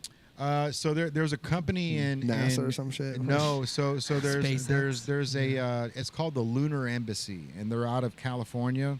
This guy so found crazy. a loophole in the early '80s, which the government says no single person or no business can claim land. So like back in the '80s, there was still land available in Arizona, like empty spots of land where you can just technically you could claim it, but the government says no one single person or no business can claim land. Only an embassy can. So this guy created the Lunar Embassy, and then went to the courthouse in California and said, I want to claim the moon, Venus, Mars, Pluto. He went to claim all of these, and the state of California signed off on it. What? Yeah, so They agreed? they signed off on the Wow. whole thing. So this guy's got actual like government like signed information saying that yes, he owns it. Now, if anything ever comes about it, and we do colonize Mars or anything like that, The moon. like or the moon. I got an acre on Mars too. yeah. that I bought. Dude, that's fucking He's got both. insane. Right, and that's the thing, bro. Is like, is it real or is it not? This guy's got legit signatures from the state of California yeah. saying it is. Wow. If it's not, he's going to go through a huge legal battle. But in my perspective, I bought a piece of art for the wall. Like it's like my deed is here. Like you can actually see it, the moon deed and the Mars deed. Wow. And people are like, how much did you pay for that? And it's like, bro, how much would you pay for a piece of art? Because this is a piece of art to me. This is something that's on the wall. If it makes you talk or if it makes you think or feel something, it's art to me. So For sure. So the fact that I can have this on the wall and it brings up a conversation, to me that's art. And that's priceless, right? Absolutely. But what happens if 200 years down the road we colonize the moon or colonize Mars, and my great grandchildren I are was just gonna say partying that, on the moon or Mars, and it's because their great granddaddy Jay Banks was smart enough in the Buy land on the 20th moon. century to even buy some shit like that. Literally, I was just gonna say, like, that's gonna long outlive you. You know what I mean? Like, that's like legacy shit, bro. Yeah, bro. My great granddad bought an acre on the fucking moon. Yeah. And now they'll have that forever. Right. It's crazy, And that's the bro. thing. And Wow. if I do, I do. If I don't, I don't. But it's still a piece of art on the wall, bro. Absolutely, I love that. It's a conversation piece, and that's so what art cool. is. It just That's makes so you cool. think. For sure. That's crazy, right? I'm Dude, always that's so crazy. I'm gonna look that up later. always thinking outside the box, bro. Yeah. We can show you. We got both these here. One's sitting right over here underneath the hats, and the other one's over by the register. That's sick. Oh, you don't need to pull that now. We show it to you later. Yeah, it's pretty cool. It's pretty cool. When we first started talking about it, and he was telling me, I was like, okay, I see you. All right, like, Yeah. so Yeah, how can we got to put this on a shirt? I think because when we first got the DTG, I was you got to put that on a shirt, dude, bro. square on the shirt, dude. Seriously, and then like sign it at the bottom, like my idea. Right. JBX. You know what, bro? What if we could do something? Because like I own a square foot of property in England too. Yeah. A square foot. Wow. 10 square feet. I own Okay. I own 10 square feet of property out there just so I can be a lord. So now like I'm legally a lord. So Lord Banks. And my wife is a lady. So she's Lady Banks, Lady right? Banks. Because we own actual property in England. That's It's sick. only 10 square feet or something like that. Wow. But it's one of those things where like we bought a little piece of property out there. How do we buy a piece of my moon? How do we buy a piece of the moon? Of my acreage? Because I own an acre, so I own about 37,000 square feet on the moon. And how do we? 52,000? I think it's 52,000. It's 52, I think. Yeah. 52,000 is an acre. So you would definitely go to the moon if you had the chance. No. No. Not Okay. until there's a Chuck E. Cheese up there, bro. Once there's a Chuck E. Cheese, then I'll feel cool with going up there and being able to hang out. But I'm not, bro. Come on. I want to. I You want Completely safe. Let's say it's completely Yeah, I would safe go. somehow. You don't have If to they leave even- the shuttle. You just kind of like, oh, you get there and you look I at would it. love to leave the shuttle, Yeah, but like would you? I would 100% go. You would live Do you there? think the moon landing's real or fake? That's another hot topic that, Oh, for bro. some reason, could has get into that. circulated lately. Yeah. I know. Like I've got it all. I've got it all I database want in to hear here, it, Jay bro. Banks. So check we this get out. into this. All right. Let's Fuck go. it. Yeah, Go. bro. So I'm curious. We talked all about got this to kind say. of stuff. Yeah. If you're gonna play around in this lane, bro, we want to start a whole conspiracy theory podcast Oh, out of Yeah. this How much store. time do you have? I got all night. So look, so back in the 90s, probably like 1997, 1998, there was a Fox. Fox was the TV station that came out that was against the grain. There was NBC, CBS, and ABC, family friendly, and then Fox came out. They had like Married with Children at the time. Like it was Married with Children. They didn't get picked up by ABC, NBC, CBS because they were too. They weren't the loving go family, right? Oh yeah. So Fox Yeah, picked not them at up. all. Fox was, they also did Simpsons. Like they were the ones that like picked up the risque things in the 90s. Yeah. Well, they had this show. It was an hour long, bro, and I've got it on CD somewhere. I can't find it anywhere, but it was an hour long documentary on how the moon landing was fake. And there was so many facts on this thing that it just like there's no way that we did this, dude. No fucking way. Like so. Like, and Andrew, do you mess with cameras at all? Like, you know what crosshairs are? The little, yeah. So crosshairs, they're embedded into the lens, right? So there's photos of the crosshairs on the actual photos, and then little like a walkie-talkie that's sitting in the ground, but it's sitting in front of the crosshair, which the crosshair is on the actual lens, so it's embedded into the photo, so it should always be on the top of the screen. But the little walkie-talkie was sitting right there where the little crosshair, the left side of it was covered by it. So that physically shows that somebody went on Photoshop and put it in there afterwards, and then didn't bring the little crosshair in front of it. That was just one thing. Now there's other things where astronauts fell down and it looks like they're getting pulled up by a string. Like, when they're getting pulled back up, it looks like they're bouncing back up. Yeah. And then Earth's gravity is like 1/6 or the moon's gravity is 1/6 of the Earth's. But if you put all the footage in 2 times the speed, it looks like they're walking. It looks like they just slowed it down, where if you just times it by 2, they're just running across the surface. But also being on the moon, if you're standing in a shadow, you're black. You can't see yourself at all. There's no stage lighting. There's no lights out there at all. You are in the darkest part of the desert. Think about that, right? So if you're standing behind a tree that's got a big shadow on it, you're not going to be able to see your NASA logo, anything on your shirt. Yeah. These guys are completely lit up, the whole 9, bro. But this was a full hour of just debunk after debunk after debunk. Like the flag flying and hitting the guy in the face. Like it literally, as he's trying to put the flag in the ground, it's waving back and forth, and it swings around and slaps him in the face. There's no. There shouldn't be none of that. There's no air. There's no atmosphere on Earth to even make it move. Like there's so many things on this that I was like, after I saw it, I'm like 100% it's fake. And then once you get down to it, bro, I'll shorten this up. So the moon landing, I think they faked it because they were worried about Russia with the Sputnik being up there. So they faked it because they figured, hey, we can get up there in a couple months. Let's just go ahead, and if we can't make it, we'll fake it. We'll be there soon. Then once they did get up there, there's like press conferences from Buzz Aldrin and not Armstrong. Neil. Neil. But so I think. but Neil.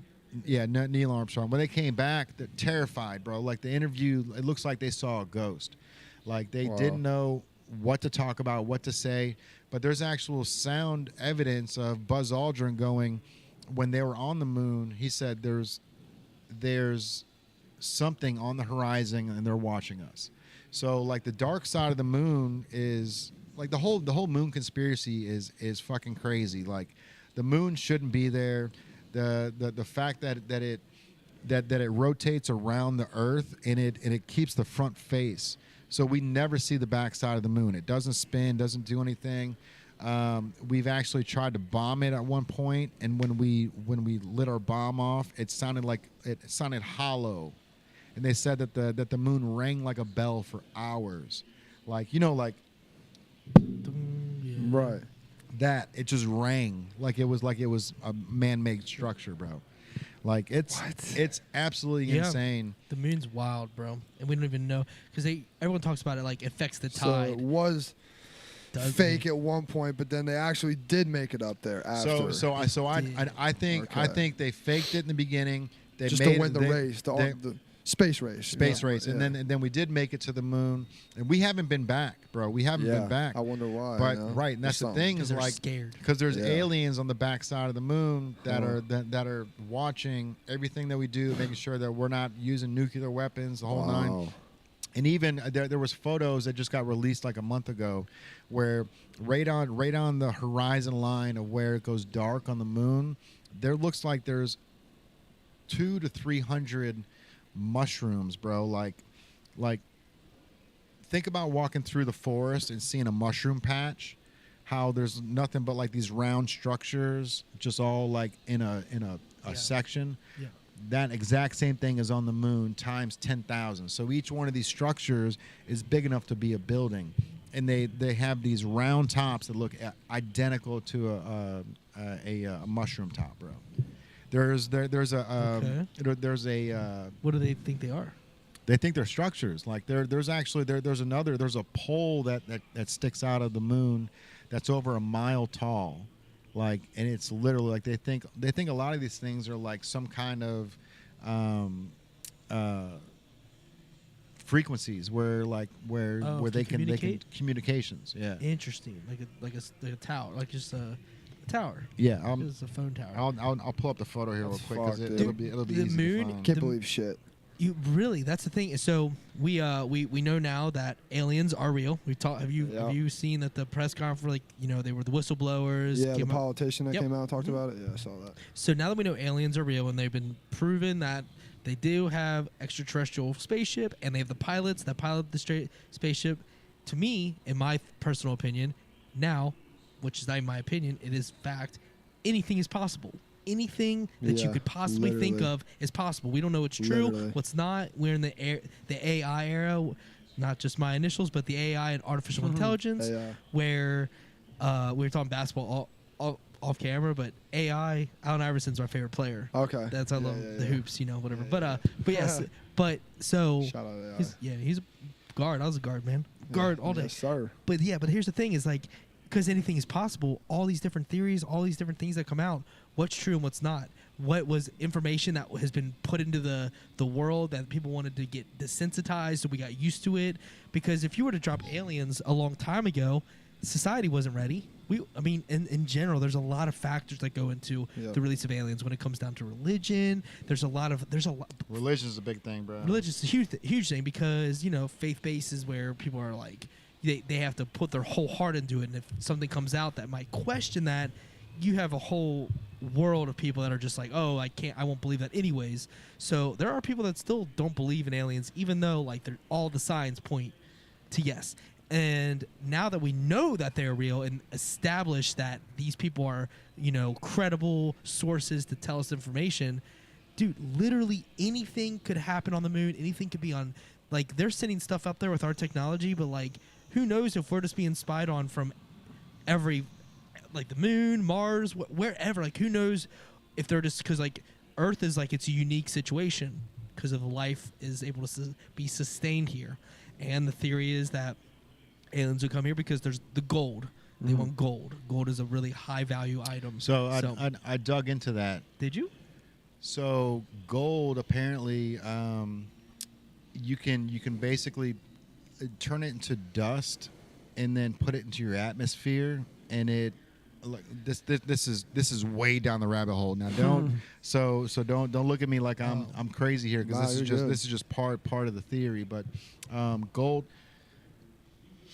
That's a 2-hour podcast on just gold, but so the reason why gold is is worth something here is because, well, it's not because it's worth something here, but the gold particles can alleviate sun rays or any type of toxic stuff that's coming through their ozone layer, like if on another planet. So apparently, like this is just down the rabbit hole, but that's why they use gold is they turn it to dust to put it in the air to create a barrier from like global warming, basically, something like that. Oh, okay. But there's some type of chemical in their atmosphere that the gold like coincides with or like counteracts. Oh, interesting. Speaking of chemicals in the atmosphere, did you see the video this past weekend of the planes releasing the GMO mosquitoes over the Ohio River, bro? No, I missed that one. Dude. What? They were like, like it literally looked like they were crop dusting.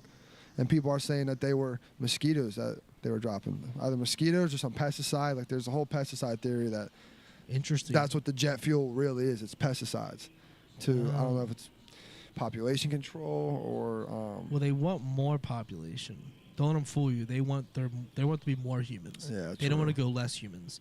Like, they think that... I mean, you can fit the entire human race in the state of Texas. Just saying. Like, you would... Can you really? Yeah. You can fit 8 billion people in Texas? Mm-hmm. What? Yeah.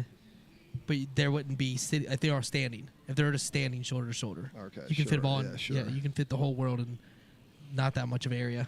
It's just about how we're spread out as people all over. Yeah, fit look at this shit, bro. I see it differently, bro. I see it more of that Mike Judge movie, Idiocracy.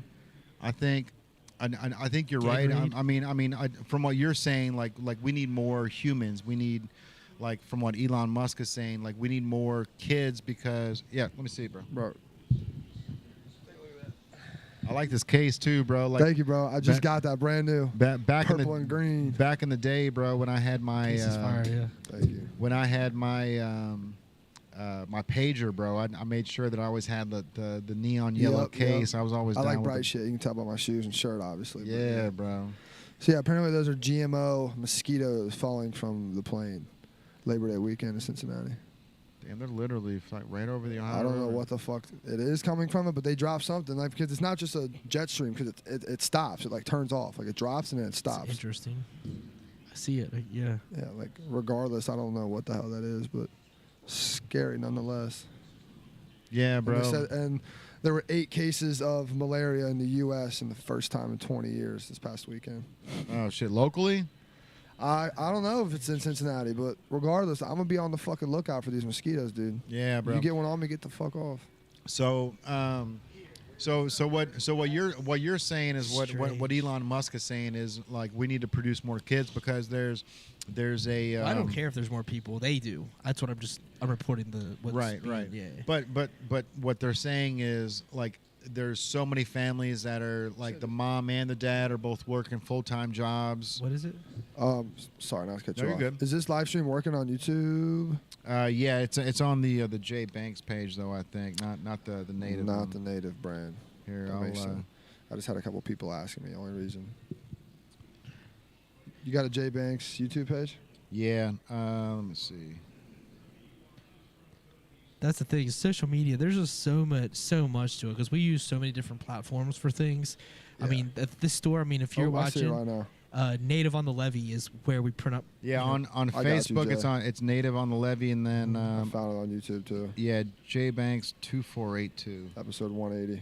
There it is. 180.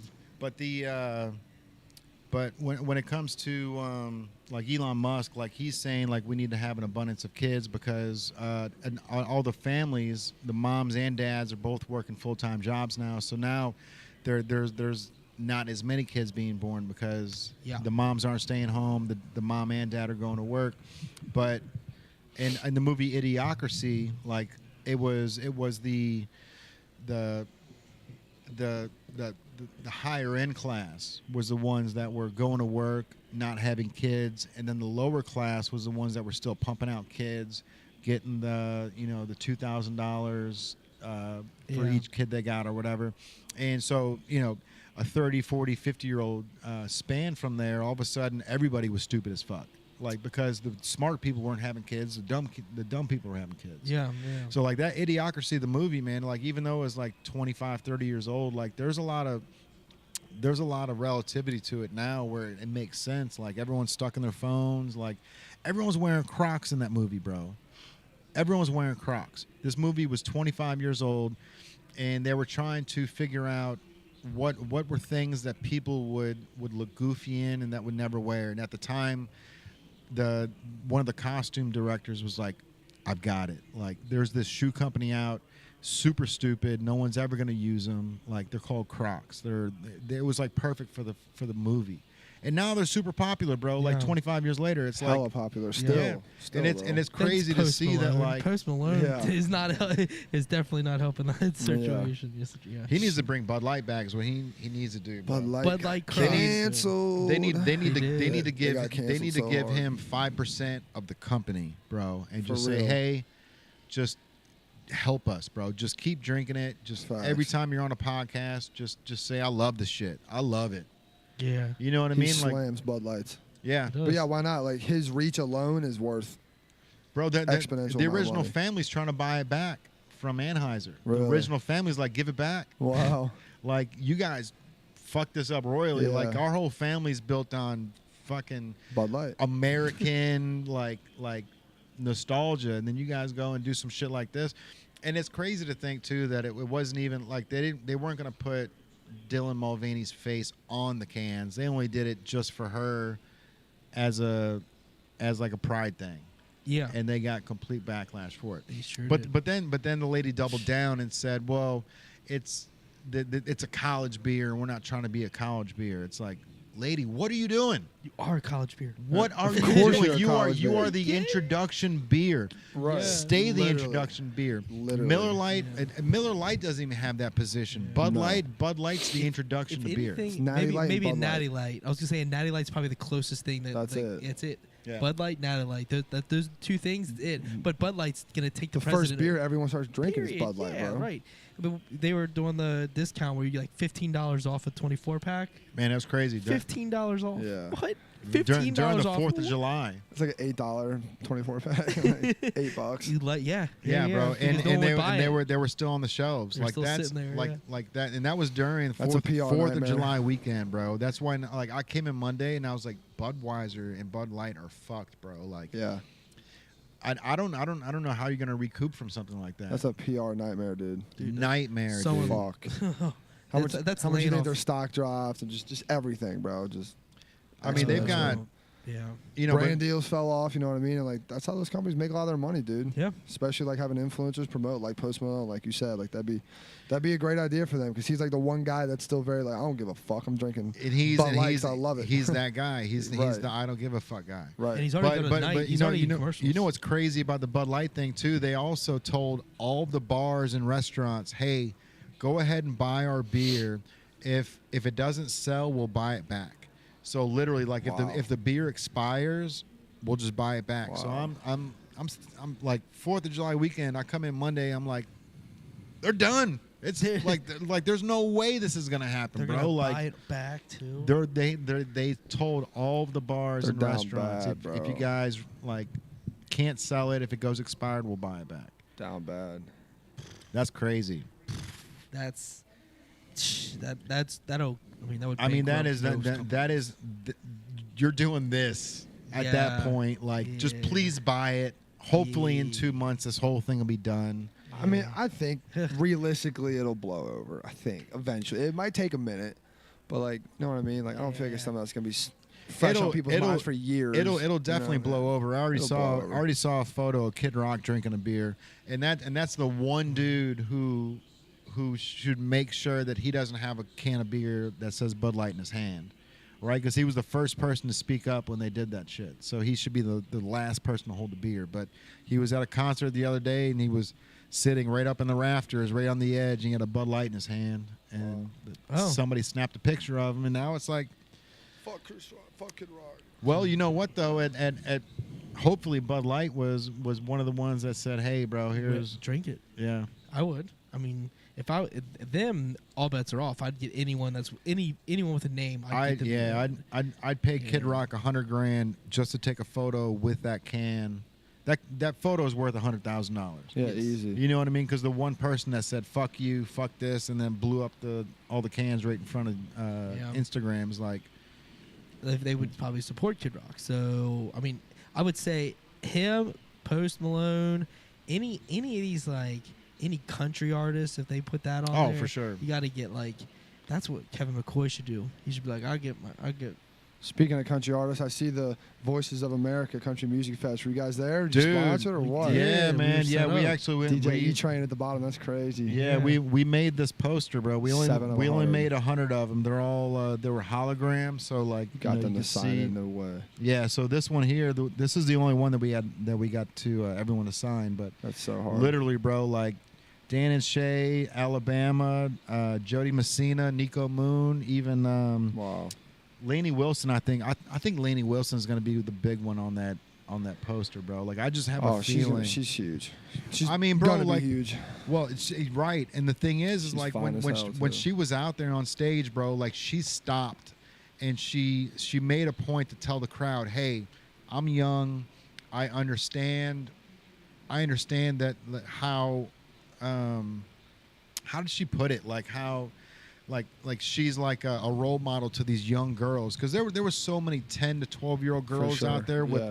with bell bottoms on, with there were 12-year-old Stevie Nicks, bro. Like Yeah. literally, like little 12-year-old Stevie Nicks out in the crowd, and for Lainey to stop and say, "Hey, I understand I'm young, but I understand that I'm an influencer to these young kids, and I'm going to do everything I can to make sure that I stay at the top of my game to make sure that they've got somebody to look up to." Like Right. when you hear that, it's like, bro, that's awesome. that's great. bro. You're 22 and you've already got that mind mentality. You know what I mean? Like I hope there's so. I appreciate it. there's ways to beat the clock, bro, and to life's all about walking in between the raindrops. Like that's the way I look at life, bro. It's like Yeah. it's raining outside. You just got to figure out how to walk in between the raindrops. Yeah. It's a very You good know what I point. mean? It's true. Yeah. It's already raining. It's already That there. would save so much too. Like so much drama these days, just with influencers in Hollywood. It's like if you can get people of influence to speak these positive things to the younger generation, because it's like that's really what's driving these young kids. Because now little girls and little boys in America, like they're looking up to artists, they're looking up to rappers, they're looking up to singers. Athletes don't typically have a problem with, but like a lot of times in the music industry, like you have parents being like, "Oh, I don't want my kid to listen to him." It's like Yeah. because of the shit that he says every day on social media. It's like if everyone kind of took a more professional standpoint and really like paid attention to those types of things, I think it would really make a difference. for sure. No, Yeah, for sure, and they do have the platform, and they do have that influence to directly affect it. Literally, if they say go out, like we talked about Bud Light, if they say, "Hey, I'm a supporter of Bud Light," all my let's say it's Taylor Swift, all Swifties, let's go out there and get this, bro. They can literally it just will tilt it. Sure, It'll sure. tilt, Yeah, tilt the 100%. scale real quick. Because it takes people like that to speak up and advocate for things like that. Yeah. You know what I mean? Yeah, And it works. and people will listen.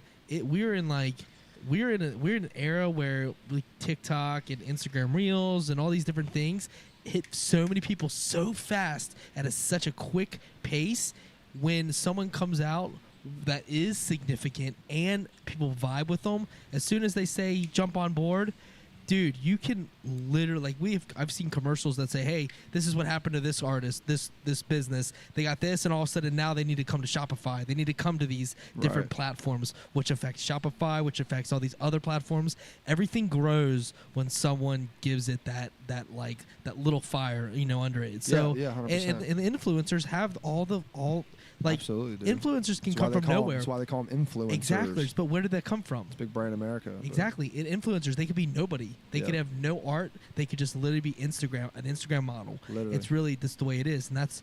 And Shit, they don't even need to be the model at this point. They just got to no. be able to talk in front of the camera. yeah, they just have to talk in front of the camera, and people Have be some kind of entertainment. niche, something that Yeah. people can resonate with. Like you do something different than everybody else consistently and at a high quality for a long enough period of time. It's like eventually people are going to tune into you, and what you say really does matter. It's like 100%, see bro. guys like 6ix9ine, bro. It's like, I mean, I get it because he kind of had the success that he did because of the person that he was, outside of the studio. You know what I mean? Like his presence on social media was probably 90% of his success, of his why he got successful. Yeah, his music was cool and it was like different, unique at the time, but like him being an influencer is so much more detrimental to his success than the actual quality of his songs. Sure, So for it's like, sure.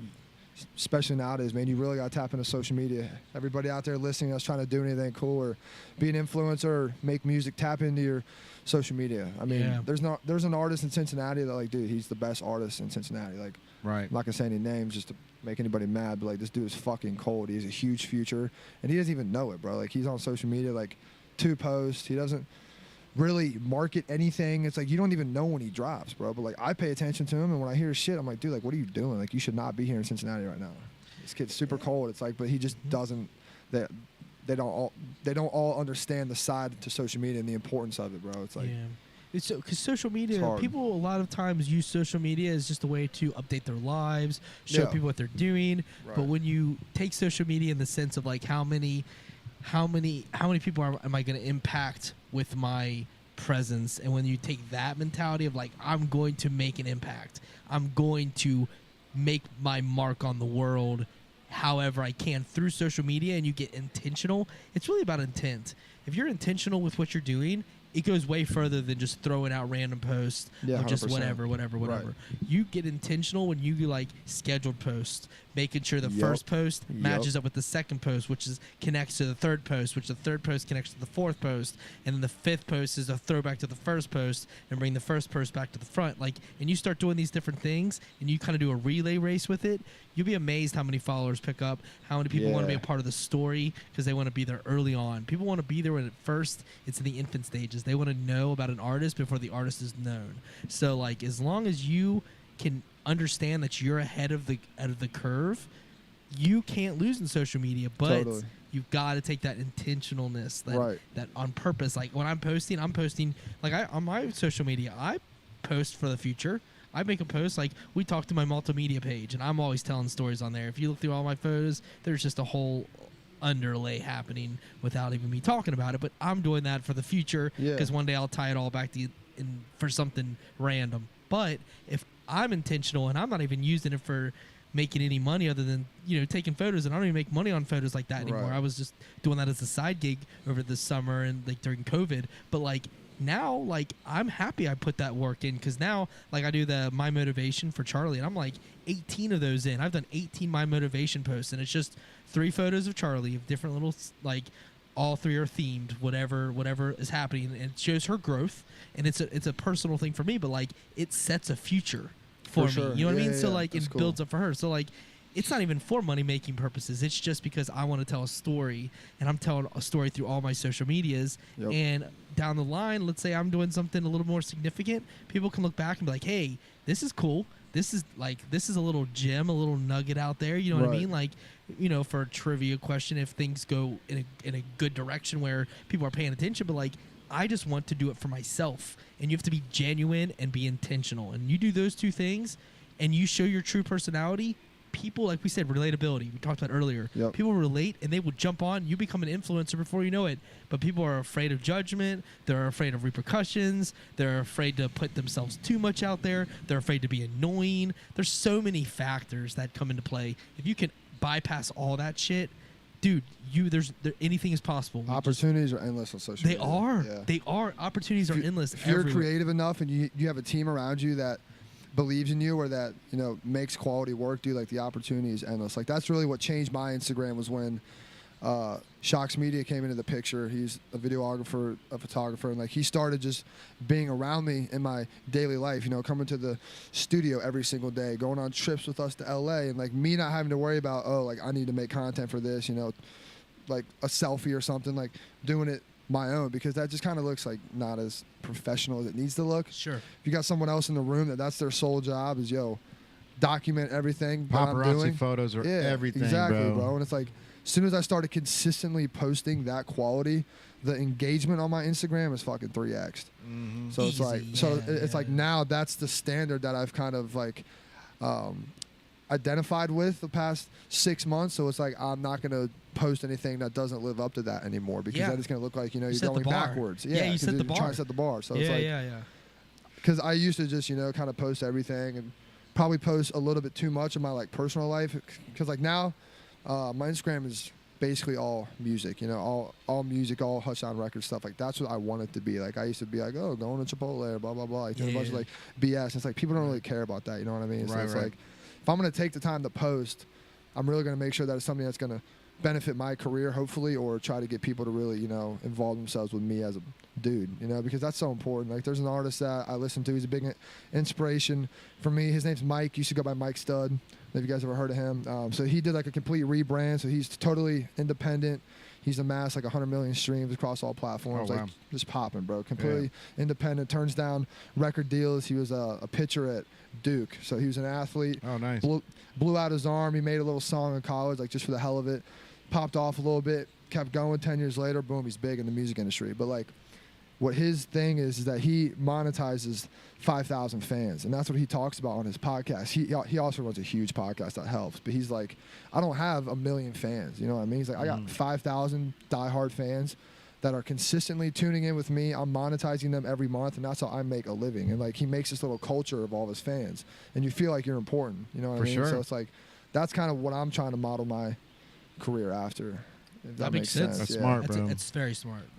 You're thinking, you're using these influences, and you're using the people that you have. I pay attention You to pay what I watch, attention, bro. yeah, 'cause, and that's like, Right, so to what these you guys like, have yeah. been through it. Like they know what the fuck they're talking about. Right, and that is what's going to make you go far. So, like, Yeah. we kind of talk about often is where our influences and how we've come to this point and how we've gotten to this, because me and Jay have very different stories that get us to this For to sure. this point here, and we stay in each other. We stay at like we're in different lanes inside the same store. You know what I mean? We're both in the fast lane. It's just Right. it's just it's weird. It's like we don't cross over much. There's nothing. Like we just have the same vision, same goal. Same goal and we is just we important. Exactly. Yeah. Two different ways to get to the same goal. you know Yeah, what I mean? yeah. It's And like, we both yeah. we the strong like we both have strong suits and we both have weak suits, and each one of us covers each other's bases. Yin and yang, Yes, my man. it's perfect. Exactly. And but with that being said, we understand that other people have done things really. How is that light not coming on when she's walking around the store like that? She got Is this supposed to be motion censored or what? It is motion Yeah, censored. I mean she's in the back of the store by now. Oh, I don't know. That's weird. You need to call an electrician. Yeah, right. She's wearing. Is she a ghost? She's not here. I recognized her. She might not be real. There it is. She's not a ghost. No, she's not here. She is definitely a real person. Settled. Settled. The dispute is over. But yeah, so like to me, we talk about how the influences, you know, Johnny Cupcakes is one that we've talked about, and just people that's shown us that like this can be done differently, more different than we're doing it, but we Yeah. can be in the same lane kind of, and like those influences we run right at them. We're like, you Fuck know yeah, what? dude. Let's take influence. Let's be proud of it. Let's not Fuck yeah. shy away from it, because if you're shying away from it, even though you're taking influence and you're just kind of like, oh, that's influence, but we're not going to give them any credit. Like, So I what's feel that? like people see it as like a weakness. They're like, oh, I don't need anyone. Like, I know what I'm doing. Like, why Right. would I listen to this guy?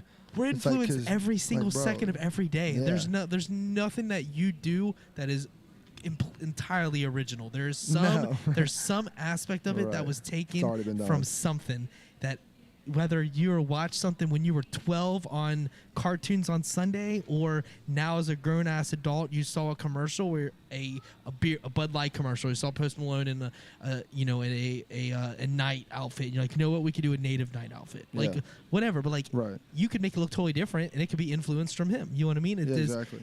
It's the nature of human behavior is to be influenced, and we need each other as the human race. You're never meant to be By the alone. right Yeah. things, you know what I mean? 'Cause Exactly. It's very, What you very like. easy to take influence from the wrong things. It is. So it's like, And you decipher. You vet things. You make sure Right. you trim Yeah. the fat. You find where you want, and you find your lane. You go at it 100 miles per hour. for sure. But to deny influence, to me, is just ignorant. It is ignorant, yeah. You got to understand, and you're taking influence. Great, you're taking it, and you're Yeah. tastefully. You're doing it the right way. You're taking your time. yeah. Like, I can admit, He's finding what he likes to see and watch, and then just implementing in his own emulating it, aspect. trying Yeah, to do bro, my own that's- like emulation of it's- it. Because yeah. it's like, I'm not gonna sit here and act like I know everything or I know what the fuck I'm doing all the time. Because like I don't, bro. And like, but I'm not afraid to But you know what put you a like. hand out and ask for help. Yeah, it's like Yeah. I know what I like, so like why not try to pick these people's brains and try to involve a team around me? Because it's like at the end of the day, High tides rise all ships, bro. That's Yeah, what we exactly. say. So it's high like tides. you're only as big as your weakest link. So if you get that Literally. weakest link up, then you're Literally, gonna yeah. be good. Product of your environment. 100%, man, and that's the way we structure this whole thing here too, bro. I love it. That's kind of like I saw it from firsthand when I was out in Cali a couple months ago, just running around with artists, and like everyone I was with is an influencer of some sort, TikToker, artist, For sure. something. I have a little like a circle out there that I was lucky enough to hang out with, and it's like even just being with them for 2, 3, 4 days in a row, dude, it's like shit wears off on you, and like you pick up on things, and you're like, damn, like maybe I can do that, Oh yeah. or I can do a cool like emulation of that. So it just really helps you overall as an artist, and being able to put a hand out and ask for help when you need it. So it's not a weakness for sure. It's Not- definitely not a weakness. It's not a weakness. No, it's not. Not at all. You need a little bit of a red wine A bag, little bro. bit of sangria. Is there a little bit left, or is it? Oh, yeah, sure, I'll take a little bit. Fuck it. You know We what? drink sangria only on this I pod. recognized her, and I know where I know her from. Where you know? Yeah, from? you were waving at her like you knew her. Yeah, I met her at the museum. How do I do this? I just. Oh wow. Yeah, Charlie played with their kids were You playing. got to our squeeze the kids were playing- bag. I see what you're saying. Yeah, squeeze the bag and then open up the little valve on the top there. Yeah, bro, that's just genius, man. This is like fucking 5 liters, bro. 5 liters. That's 34 5-ounce glasses in this one little thing. That's great. Yeah. That's enough.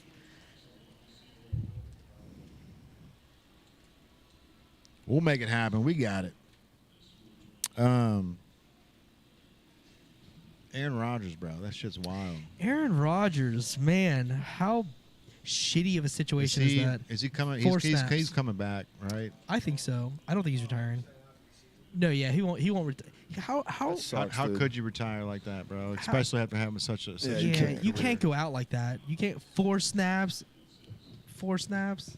He got 1 pass I off. feel bad for the guy, bro. Like Me he's too. a vet that everyone likes and respects. I feel like. you know Yeah, what I mean? feel Like, bad for Gary V, bro. He's been waiting for Aaron Rodgers for about 10 years. Yeah, facts. Gary V's like the biggest Jets fan, bro, and he's Huge. been wanting to buy the Jets for like, Fucking love Rodgers. Yeah. yeah.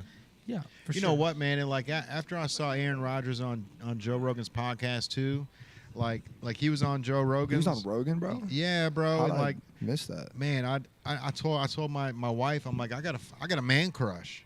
bro. Like he's a good he dude. is so dope. Like he Super was just out deep. doing ayahuasca and like just tripping on shit. in a black room, like trying to wonder if he's gonna play again or not. Like he Yeah. went out and like took a trip out in the mountains and like he took ayahuasca and sat in a black room, bro. And that's how he came to the conclusion, like Yeah. my time in the NFL is not done. Yeah. So it's like, and an athlete that's really open about that is great. You know what I mean? Him and Sauce Gardner. The fact that he's going and talking about it Sauce too. Gardner, yeah. Yeah.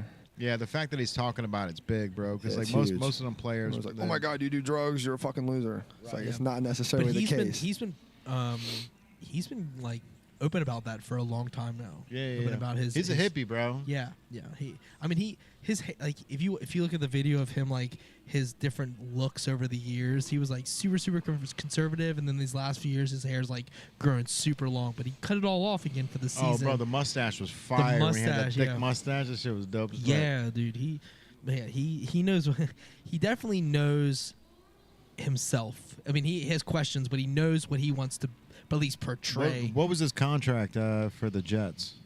He took $75 million less. He took one less money. How many years though? What's the same contract? They basically just trade him with his contract, whatever the contract. So he only had a year left on the contract.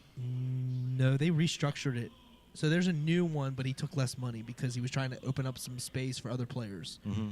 So I don't know exactly the numbers, but he took like $75 million less. Like, I'll check, but. But how many? Like Yeah, what? he A don't need 2-year the money. contract, 3-year contract? Oh, it's 2 years. 2 years. Yeah. He's here. He's definitely. He wants to play next year too. But here's the thing: he thought he was going to play this year. Now, does he have to? Here's the real question: does someone at 39 years old? Because it's different when you get first in the league when you're hype. If you get Achilles, that's one thing you can bounce back because you're younger. But at 39 years old, do you want to go through the 6 months to a year of straight rehab? And rehab on that is just a nightmare. Like I've never done it, but like at 39 years old, and you can run off to you can just retire. Right. You got enough money forever. Right. You're already a millionaire. Yeah, 300 million easy. So, But do you want your last image to be you laying on the ground? And that's what it's going to come down to, bro. Is Aaron Rodgers okay with ending the career like that? And No. he's not. No. 100%. He's going to come back. I totally agree. I think he's coming back. I mean, Jets are going to be damn good though this year. Here, bro. So, Let's just lay it out. Let the Bengals have the Super Bowl this year, and then the Jets can have it next year. Who they? That's cool. Cool. Cool. Easy Aaron. enough. We got it under. Yeah. We figured it out. All right, We man, got it we're all for you. good. Yeah. So So the go Bengals ahead can and come back nice take and this healthy. season off. Come back next year. We'll let you win. And then as We'll long let as you win. as long as you let Joe Burrow win this year, let's roll. Well, he can't stop him now. Can't So, stop him, baby. nope. Who And they that- train? Yeah, I mean, It's just a matter of time, bro. The next 5 years, we're gonna win a Super Bowl. It's just a matter I of think time. it's this year. For sure. I think it's Everyone's like, oh my God, he's cursed. It's like, No, bro, there's it's no- one game. He's got small hands. It was raining. He didn't participate in preseason. Yeah. Like he Yeah. hasn't been playing. Give him a break. yeah, and even I mean, Deshaun Watson's I mean, not we that good. We we just didn't look good. We've never like Been good had- early. Yeah, bro. Ever. Like our first game, we've never been like, fuck yeah, like no, that's a yeah. team. Let's the first roll. 3 or 4 games are usually like, all right, guys, well, we're gonna get going, and then they turn it on in the back half. But I'm with you, bro. I think him just not practicing before, it's definitely like, matters. he's hurt like every preseason. Yeah. Yeah. He's injured before After every he year. got hurt. I Every mean, year before. I get it. You're not going to throw him back in there though and take the risk. You're just going to hope Yeah. he comes out on week 1 and I plays was well. just happy he played week 1 because I for sure thought they were going to sit him out week 1 because of his leg. So I Yeah. mean, but the fact that he played and he didn't do much. He went 82 yards. It's his lowest outing, in his. He was rubbing that leg the whole time too, bro. He was, and our running game is really not that great. So They need to give the ball to Travion a couple more times, bro. they need to get Joe Mixon out in the flat more often. Treat Joe Mixon like a slot receiver. They need to. You love that play. You love that slot to Sweet. Joe. Yeah, because he's fast. Yeah. He's just not a brute back. He doesn't bust through that. Travion would bust. P. Ryan would have been Well, too. we lost Ryan, P. bro. That hurt, Yeah, bro. that hurts. Man, that that- hurts that- us. Because he was did- the lateral guy. Yeah. That He went was- up the middle. Bro, his calves must be fucking huge because this dude, every time he got hit, he would fall forward 3 yards. Like, Yeah, he's a big ass dude. Yeah, man. Bowling ball running through there, bro. yeah. Where's P Ryan at now? P. Ryan is. I want to say. Not Jacksonville. I've never Washington? met him, man. But Lord that knows. like I'm a big Broncos. fan of maybe? his. Broncos. I think Denver. Denver, I yeah. think he's in Denver. Okay. Yeah, I think he's in Denver. Yeah, but. I hope he has a good year, bro. Me too. I always support P. Ryan, man. Man. But they do need to give Trayvon more opportunity. He got 2 carries for 7 yards, 5 yards and 2 yards. Yeah. 2 attempts. Yeah, he actually when he was on the podcast, what's going on, man? What's up? What's up? He was sitting on your side of the couch there, bro. That's He lit. was telling us, he was like, I've got a they offered me a 2-year contract, but I only accepted a 1-year contract because he's like, I want to prove myself. And he's like, and I believe in everything I'm doing. He's like, so I went with the 1-year contract. Wow. Because I'm hoping for a bigger contract next year. You know what I mean? That's the right way to do shit, bro. Yeah, bro. Betting on yourself. Bet you know on what I mean? yourself. He's confident as fuck. And Cool. he's so impressive, dude. He's also a professor at a college too. So Yeah, he's got that's his own crazy, like bro. What? he's got his own fucking He's a college degree. He's got photo, video. He professor at college. He fixes people's credit. Was he undrafted? I don't know where he comes from, bro. Like, how did... He went to He was in Texas too, right? Texas A&M. Yeah, Mhm. somewhere over in Texas. Mm-hmm. But he is just such a likable, talented, smart, interesting human that plays football. Yeah, That's kind of right. how he wanted to like Okay. frame it. Football is not number one, Yeah. but that's how he's paying his bills to the highest degree. Right. And he's betting on himself. And a 1-year deal gives him the opportunity to not be, held by the 2 years, because if the 2 year happens, they don't have to do anything with you the Yeah, they first can year. just sit you on the bench the whole 1st year. Mhm. And then maybe you get injured, maybe you don't. Like, that's a risk they're willing to take. And on him, nah. He showed pretty. When I saw him in the game, I made sure I was like tuning in. Like, Yeah. every time he got the ball, I was like, go, go, go, go. I picked him on my fantasy team. I didn't start him, but he's Yeah. on there. Travion, you hear that? You're on my fantasy team, dog. Like, I got everyone you. with A-Rod, I'm sorry. I had him too. RIP to your year. Yeah, I won. Yeah, he had him. I Just pick won. up Zach Wilson. He's probably undrafted in your league. I got Derek Carr on my bench, and Oh, then shit, I'm okay. gonna put him in, and I'm gonna pick up Baker Mayfield. I think because Big show. it's a weak division. That He whole had a good week, division's- didn't he? Yeah, he did. Yeah, he played well. Yeah, that's a weak division. Any quarterbacks on there should do well because they're gonna beat up on each other. For sure. It's like the Falcons, the Panthers, Desmond the Ridder. Saints. Ridder's gonna have a good year, but like he needs to have a big year. yeah, he's got a good squad. Yeah. But they're all gonna beat up on each other because For they're all sure. bad. Yeah, for The sure. Saints will probably win it because someone has to. For sure. But yeah, so I'm gonna put Derek Carr in and just see what happens. And I already dropped Aaron Rodgers. RIP, bro. I know nothing, but I still. I am in the league that matters most. I won, so because I have the Jets defense too. So I they there you showed go. out. Yeah, they I showed have out. Tyreek. He went stupid. Yeah, he like 44, 45 points. 45. Yeah, crazy. God, how aggravating is that though? Like you actually pulled Aaron Rodgers out in the fantasy draft, and then 4 plays in, bro, he's gone it. for 4 the plays. season. After I know. the intro, did you see the way he entered the stadium, bro?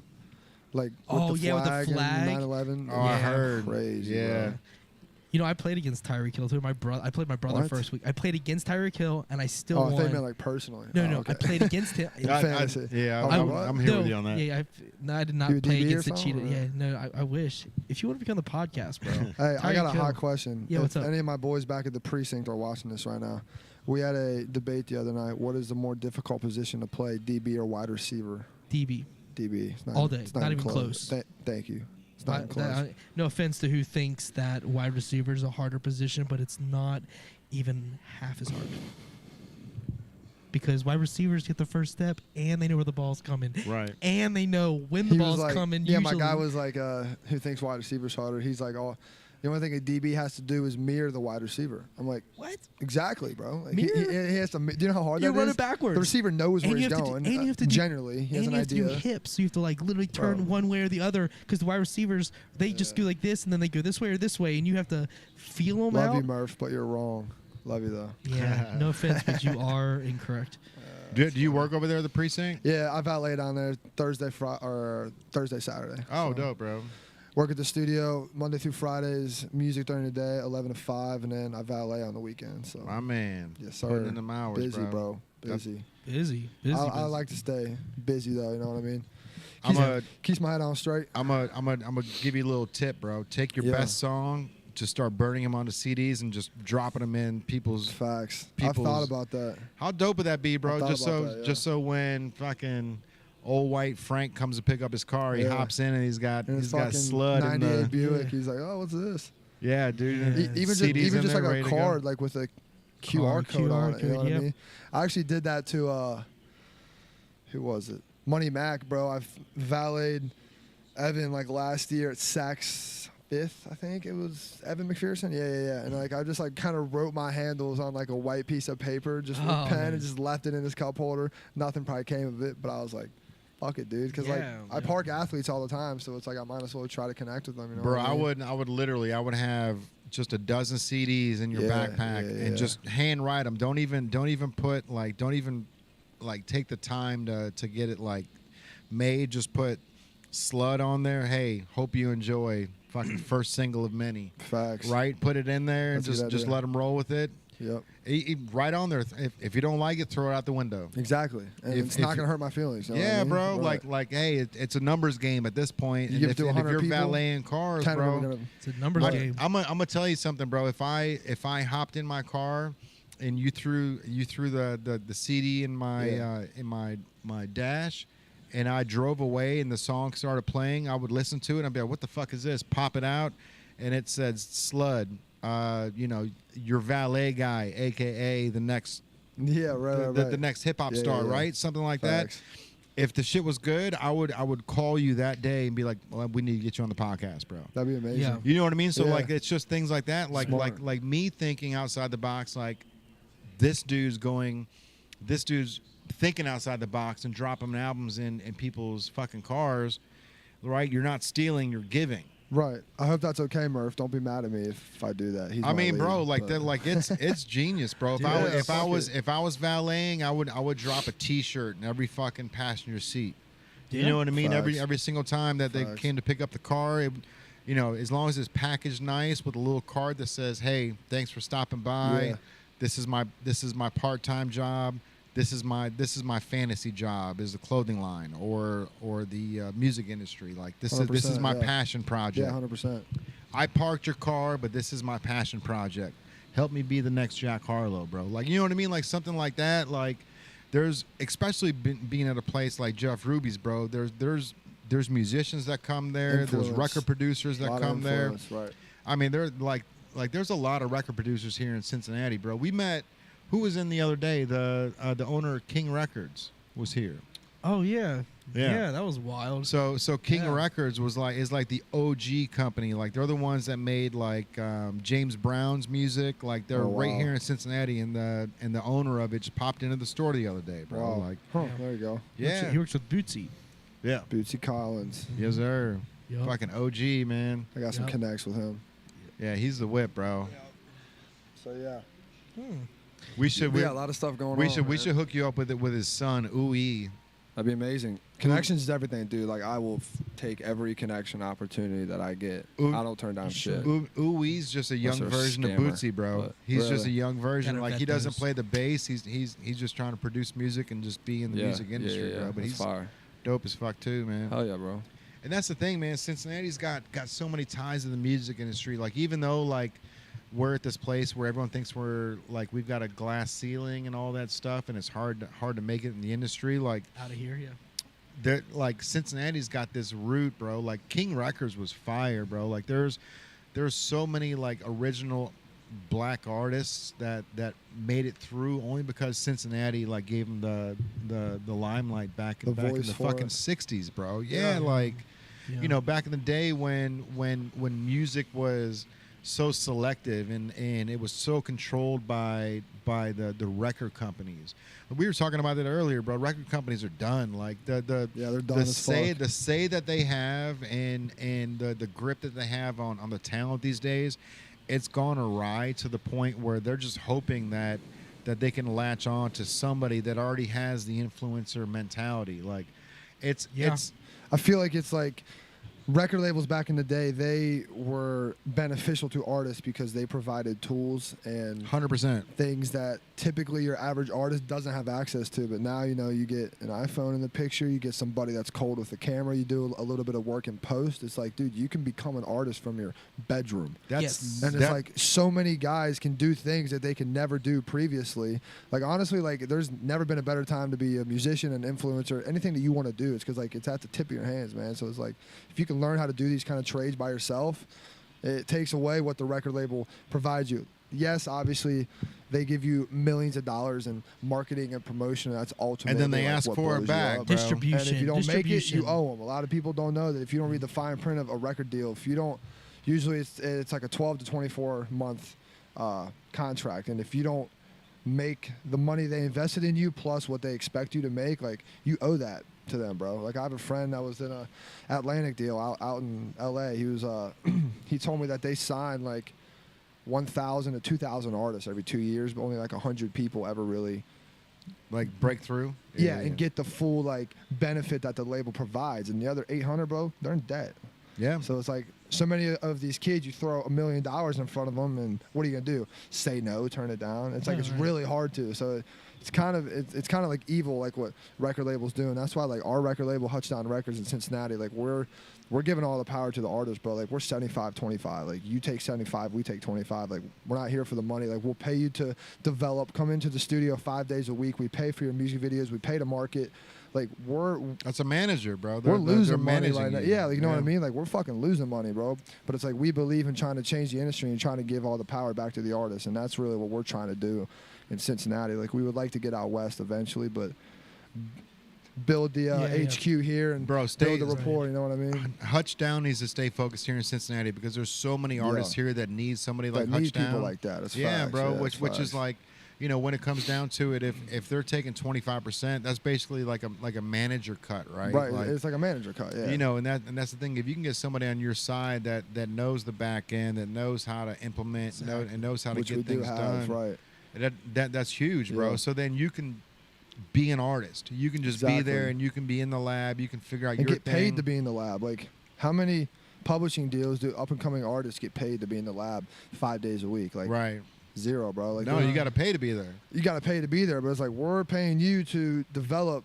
You know, yeah, it's not money that's going to change your life, but it's enough for you to come in every day and show up and really feel like, you know, we're doing something here. So like that's what we're trying to do, bro. I mean, but there's going to be a tipping point there where all of a sudden, you know, your value has exponentially grown past what Hutch Down Records can provide, and then that's when Hutch Down can launch you off into Launch another you off into space, bro.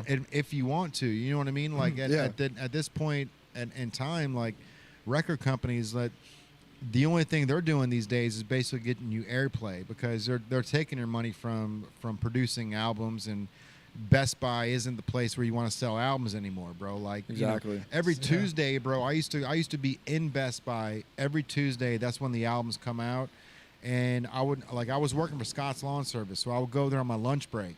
I would just drive up to Best Buy in Florence, pop in. End cap has all the new released music. I didn't know that. And I would go in there. That was a different time. Yeah, Yeah, bro. wow. And I would just buy the new music because you couldn't get it off of YouTube or Spotify. Can't stream or any it. of that stuff. Yeah, there was no streaming back then. It was So just- every Tuesday I would be in there buying new music, bro. That's amazing. Yeah, but it's not like that anymore. Like that not. doesn't have like I mean, Best we're Buy like- doesn't even we're have like a fucking 15 big. We're like Fuck a no. while from that time period. Oh, 100%, yeah, bro. Yeah, we're a long time. I mean, I remember I was pretty young, like when that was big. Like my cousin used to go and get the new tracks every Tuesday. and I was- Tuesdays, bro. Every Yeah. Tuesday. Yeah. Like that's like two of my favorite CDs that I've ever bought.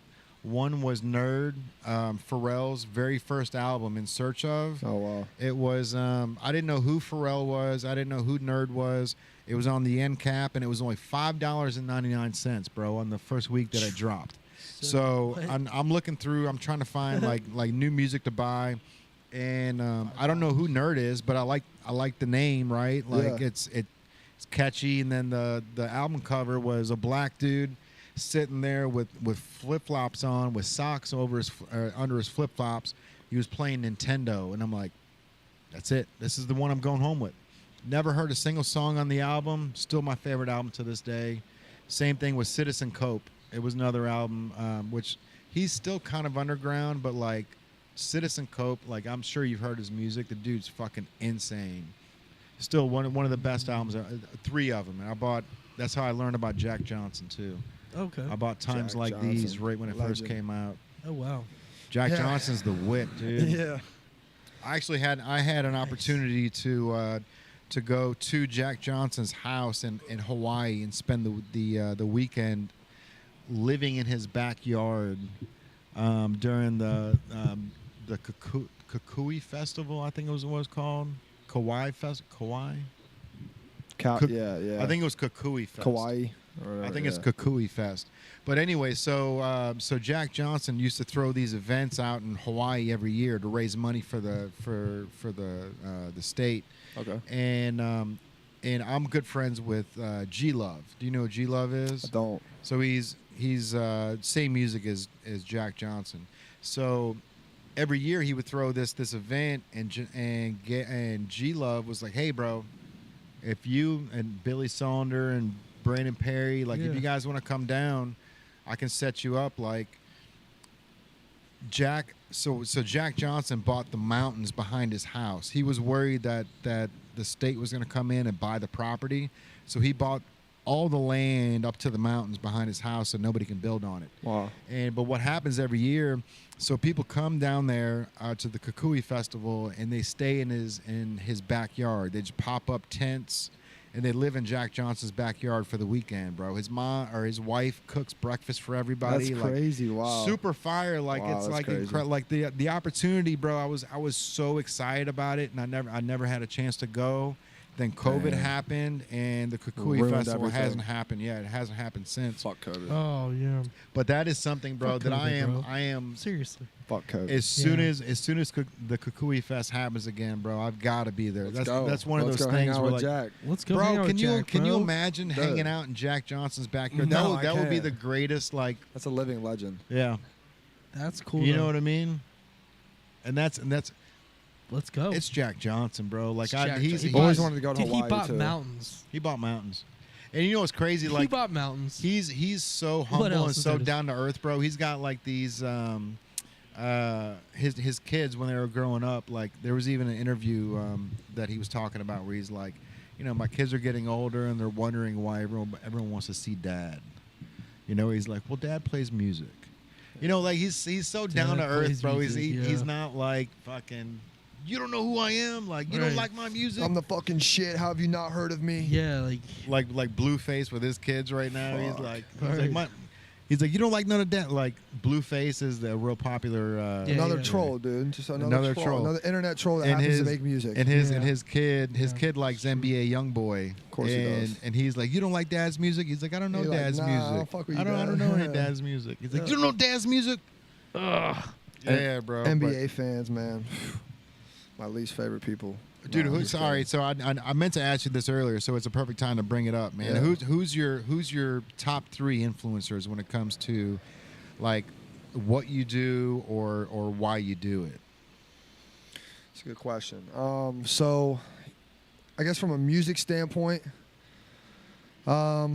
G-Eazy for whatever reason. G-Eazy and Logic. Like when I was young, I guess Lil Skies too. Like, so I'm just going back to like when I first got into music. Like for some reason, I remember hearing G-Eazy's When It's Dark Out album. So like that's kind of like the first album that like really put him on the map. And like when I heard that dude, it just like spoke to me. Yeah. And like I don't know if it's because it's relatable, you know, he's a tall white guy, I'm a tall white guy. Like I think it made it possible for me. That's like, damn, like he's doing this, maybe a guy like me could do this as well. And like I've always just been into that like true hip hop, and like that album was like true hip hop, but it was like a spice of like the modern sound that was really coming in at the time. Okay. And then I stumbled across Logic, and of course just like the way he raps is just out of this world compared to everyone else. That's crazy, bro. Yeah. Super creative dude, and like I just draw a lot of inspiration from him, and also like just because of like the way those guys are, you know what I mean? Because I don't want to be some internet troll that makes music too. Like I want to be a genuine ass guy, and those are two very genuine artists that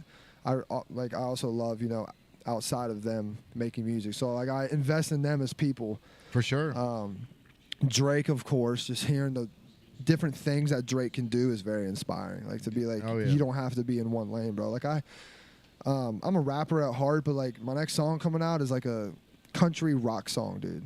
It's called Can't Take My Soul. I just shot the music video in LA underneath the Hollywood sign up in the mountains. Like Dope, bro. something I've never done before, but like I draw inspiration from all these different genres and like different artists and stuff. So like why trap myself inside of one lane? Yeah. And then like just from a life standpoint, like I love listening to Rogan, bro. Like Rogan fucking speaks to me like a guy with a great head on his shoulders. Like yeah, he's a little outlandish at times, but just about like he's realistic about the world, and like he's really just taught me a lot, like what to look out for, you know, and how to know if people are genuine or not, and just how to be like a good dude in general. So I would say like at the base of why I started making music was probably like G-Eazy and Logic back in the day, man. Okay. Kind of just set the bar for me. That's cool. Those are good influences. Logic's, Yeah, for sure. Dude, I mean, both G-Eazy. I saw G-Eazy live. He's crazy, bro. Crazy, yeah. He's crazy. Logic's He's still crazy, playing. He's still too. turning How up. much did Logic sell his catalog? catalog for? catalog. Like 200 mil? 200 million or something. Something like yeah. that. Fucking, and he's now he's producing more music. He's like, all right, cool, whatever. He's just like a production god. He's a songwriter. He's just so creative, dude. And like, there's a whole hour documentary on YouTube about him, and it's just like really cool seeing people make music like that. And G-Eazy, like he doesn't do anything special. Like if you really listen to his music, like he doesn't really sing. He's not like the most talented rapper in the world, but he found his The niche swagger and with like him. his Yeah. swagger, and like Yeah. he knows what he does, and he does that fucking really well. Yep. And he just like hammers that. So that's inspiring. Like to me, it's like you don't have to be the most talented dude out here. Like Right. if you can find your lane and try to find your sound, which I'm still trying to do, I feel like. But like once you start to hammer that sound and be like, you know what, I'm not a great singer. I can't rap super fast, but like I got great wordplay and my flows are good, and like I'm creative. You know what I mean? So like he has a little thing that he does extremely well, and it's worked, and it's made a huge career for him. For sure. And like, that's inspiring to me. And it also like his attitude and the way that he carries himself is it seems like it's synonymous from his music videos It's to who fluid, he like, is, everything's right? fluid, So like right. when you meet him, like it's like I met G-Eazy from the You met music G? video, right? Because Yeah. that's that same dude. Oh, like right. and that's one of those things Exactly. where like, yeah, so you know, if you can relate to somebody where they go, that's exactly who I thought he was. Exactly, bro. You know what I Yeah, mean? right. Like Same if- with Mike, like that guy I was Yes. telling you about earlier. Like you should go by Mike Stud. You probably heard of him. You know Mike Stud? Yeah. Yeah. You mentioned him earlier. I recognize him. So he like completely like rebranded. So he's just Mike with a period now. So like he took away the stud, but like completely independent, bro. Has a huge career. Like I met him in Nashville. Like I got the VIP pass and got to meet him and dab him up and like kind of chat with him. That's incredible, bro. And I was just like, God, he's literally the fucking exact person I thought he would be. Yeah. Watching his podcast all these years, watching him on, he kills the Instagram, bro. Kills marketing. And it's like, you fall in love with the type of dude that he is. Like he's like my man crush, bro. And like I get to meet him in person, and it was just like everything I thought it was. And it's like that just It makes the whole everything that experience much so better, bro. Yeah, because it's like you're not a facade. You're not trying to be someone that, you know, you're one person on camera and you're another guy off camera. So it's Right. Like that's get how away I'm from trying me, to be. bro. Get away from yeah, me. exactly. Like acting all hard and shit. You got the bouncers around you. Like, oh, you know what I mean? So some people are so big that have to be like that. I understand, but that's kind of like what I'm trying to model myself after For sure. going forward. So I mean, you got to be a role model, man, because that at the end of the gotta be. day, like that's the reason why these people are in the positions that they are. Like, you know, Right. G-Eazy wasn't good when he first started. Like, fuck no. Like His first song's terrible, bro. Travis Scott, like Just you know, keeps going, dude. Travis Scott played to empty crowds for a long time, bro. Same You with know what I Harlow, mean? who's on your shirt right now, bro. Yes, sir. Shout out Jack Harlow, obviously. Bro, he played the empty crowds forever, and then like he went in and he used to apply for these like rap showcase contests and just hammer those and just keep playing them, bro. And like I remember listening to Harlow freshman year of college, which was 2019. Gazebo was the album that I used to bang, and like he you know, he had a following, I think maybe 20, 30,000 a month. So like he was doing well, like independent, but like that dude just spoke to me, and I thought he was so clean. And I was just telling all my friends, I was like, it's just a matter of time till this kid blows. And then 3 months later, you hear the What's Poppin' with Cole Bennett, and you're like, yep, there he goes. Yeah, there it is. And now he's a fucking larger than life artist. You Yeah. know what I Yeah, mean? bro. Like, it's crazy. All Kentucky tour. You know what's crazy, bro? So I had a roommate. He's from Louisville. He moved down here. He lived with me 6 years ago, and he kept telling me, "Yo, like this kid Jack Harlow, bro, you should really tap in." Yeah. Because my roommate at the time, I don't know how often you go to Louisville, but he used to be roommates with Joey Wagner. So Joey Wagner is like the plug down there in Louisville. Like he's the one that throws the Kentucky Derby parties and all that shit. And so 6 years ago, my roommate Dominique was like, "Bro, you should get some clothes to this dude Jack Harlow in fucking Louisville." And me being fucking arrogant, like, and just an idiot. Same thing that happened with fucking Macklemore, bro. So when Macklemore came out with Thrift Shop, yeah, I owned the color changing clothing line at the time, Hypercolor. And that Hypercolor shit was in his music video as like one of the Thrift Shop finds. Oh, wow. And I had people like, yo, you should hit him up. Like, he's got this song coming out called Thrift Shop, and didn't hit him up. I was just this arrogant dude on my own. Fucking, I had my blinders on. Yeah, bro. So it's like, and then the same thing. So like, fucking Dominique's live with me. Like, yo, you need to tap into Jack Harlow, and I never took the fucking 5 minutes, bro, to look into who he was. And it's so disheartening now because I'm such a huge fan of Jack Harlow that, like, if I would have just taken 5 minutes out of my day when Dominique told me 6 years ago, this is like 2017, 6 years ago, bro. Like junior year of high school, he was making 2017. Wow. So he was like, you need to listen to this dude. Fuck. Like, man. I mean, it might have been, you know, I want to say... You could have had him dripped out on stage early, bro. I don't even think... It might have been longer than that because I don't think I've had a roommate in a long time. I mean, You've been married for a while. Been married, bro. So like, it might have been longer than that, but like... 9 years ago? No, I don't know. It was a lifetime ago, regardless, bro. Regardless. Much different chapter. When Dominique he was probably in high there, school still selling his fucking He was still in high school, yeah. He was selling CDs, and that was one of those things lunchroom. where like I mean, Dominique's one of my best friends on the planet. And he just kept telling me, "Hey, like, tap into this dude, tap into this dude." Damn. And I didn't take 5 minutes, bro, to sit down and listen to some young kid was throwing down. Only because of the fact that, you know, maybe at the time I was 35 and thinking I'm on my own path and I don't want to hear what a 17-year-old or a 16-year-old has to do. Right. But goddamn, bro, like that is one of the worst mistakes that anyone can ever do because like I've learned from it, right? Because now when all these other clothing brands are coming up, you know, if they come asking me for advice, like I give them the whole spiel, bro. I'll give them the recipe to Coca-Cola. You know what I mean? Right. Like, I'll give you the whole thing because I want to see you succeed. And if you get better than me, I just got to get better at what I do. And I'm confident that I can learn more than you can in 6 months. That's a great mentality to have, yeah. There's enough to go around, bro. You know what I mean? Like, there's enough for everybody to eat. And I hate people that are closed off to not working with people and not helping each other. It's like, dude, if everyone in Cincinnati, like, in the entertainment industry, especially artists, like me and Rye talked about this a little bit ago. It's like, dude, if we all just, like, kind of push each other and support each other and work together and, you know, throw parties and throw shows and get and make some songs together, bro. It's like eventually people are really going to see the community in Cincinnati because there's a lot of talent here that's so underground. Dude. Literally, I just came up with a fucking genius idea, bro. What if we dropped? Do you remember MTV Party It Up Volume 1? Volume 2, Volume 3, Volume 20, Volume 21, Volume 22. Do you remember the Party Up? Yeah.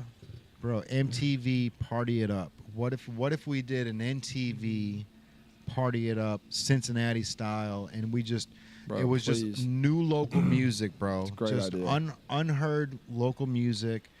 Volume 1. Fucking set 16 songs from 16 artists in Cincinnati. And then we'll drop it twice a year. Fucking great idea, right? Like yeah. You know, and that's then, a win-win for everyone, bro. Win-win, and that's the thing. Like what you're saying is like, and I'm in the same boat, bro. Like the fact that you're rocking my shirt today is amazing. But there's 7 days. There's 7 days in a week. You're not gonna wear that all 7. Even if you had 7 shirts of mine, like I'm not going to be mad if you rock a J. Sal shirt or a Nike shirt or a corporate shirt or an unheard of shirt.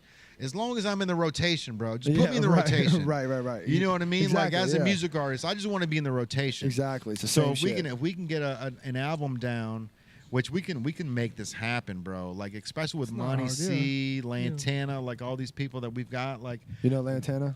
Yeah, bro. He was going to do a What If the Conspiracy podcast with us. Yeah, we're going to do the Conspiracy Theory podcast with him. Yeah, he's awesome. Lantana's the homie, so. Yeah, man. We had my first 2 seasons. Santino was my co-host for the podcast as well.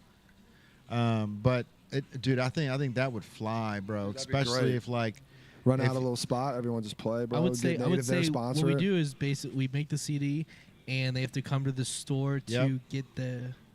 Gotta come down here and then have we can throw a whole event down here at the Levee. We can make an album party it up on the Levee with a album drop. MTV drop. Cincinnati's first. Come into my studio. I got TV a key, bro. I got a key to a studio. We can run that shit all day.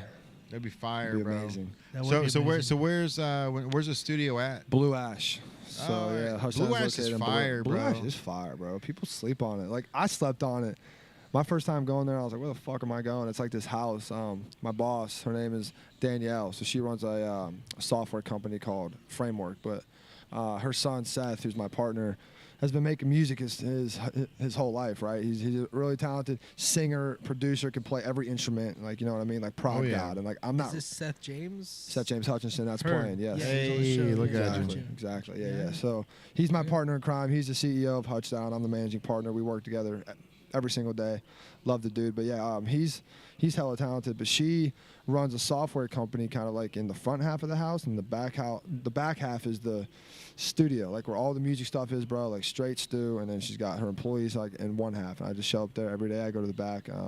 But now we're kind of like transitioning. She's getting her company out of there, and it's going to be a full Hutch Down Records house. So we're building the lounge, we're building the podcast upstairs, like as we speak. Dope. We're building the Studio B, weight equipment downstairs. So it's going to be like everything that I need to fucking just live there, bro. And like it's just going to be a big like creative house. And I would love to have just anyone come through, bro. Yeah, that's incredible, bro. That's how I started. Like that's how I started this entire company, bro. It was I was looking for a house to buy, and my dad was like, we found a house over in Dayton, Kentucky, which 20 years ago it was a shitty part of town, and but it was a 3-bedroom, 2-bath upstairs. Yeah, there was a 1-bedroom, 1-bath downstairs, and there was a storefront. And my dad was like, "This is it. This is the place that you need." And I was like, I don't want to be a landlord, bro. Like, I'd rather have 3,200 square feet to myself than 1,600 square feet for myself, 1,000 square feet for somebody else, and then 600 square feet for my store.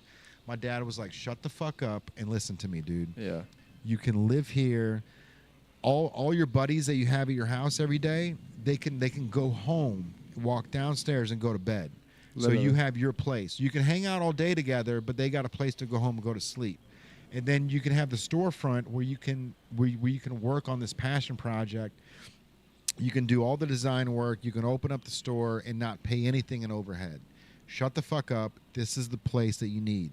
Sounds like a good dad. Dude, I bought it, and it was like the smartest move, man, because it was like I was exactly what he said. Like I was able to have a 3-bedroom, 2-bath upstairs. Live and work in the same spot, bro. And then my basically my roommate that had a different apartment. Yeah. They were staying up here, hanging out all day, and then when it's time to go to bed, they would go downstairs. Walk and guess downstairs. what? Yeah. They paid their rent, which paid my entire mortgage, bro. So it was That's like fire, dude. It was like it was such a smart move, but like without that, I wouldn't be here today because I wasn't able to sleep and have fun all in the same house until I started realizing, hey, this fun is going to make me some money.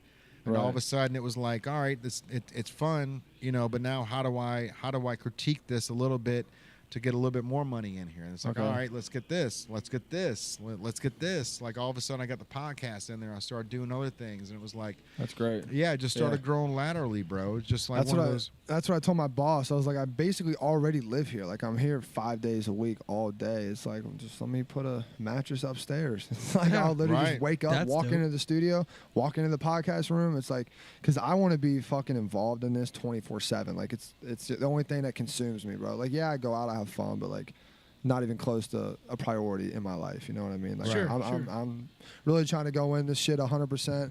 Full steam all the way, and I want to work with everyone and network and make sick content, do pods, and just make hella music, bro, and work with the right people. And like eventually, if you put all those things together long enough, something's gonna stick. 100%. Throw a ton of paint at the wall, something's gonna stick. Oh yeah. So it's like I'm trying a little bit of fucking everything here, and that's my main goal right now. So it's like if I had a spot where I could do both, it would just be great. Are you good at doing like the producing side or?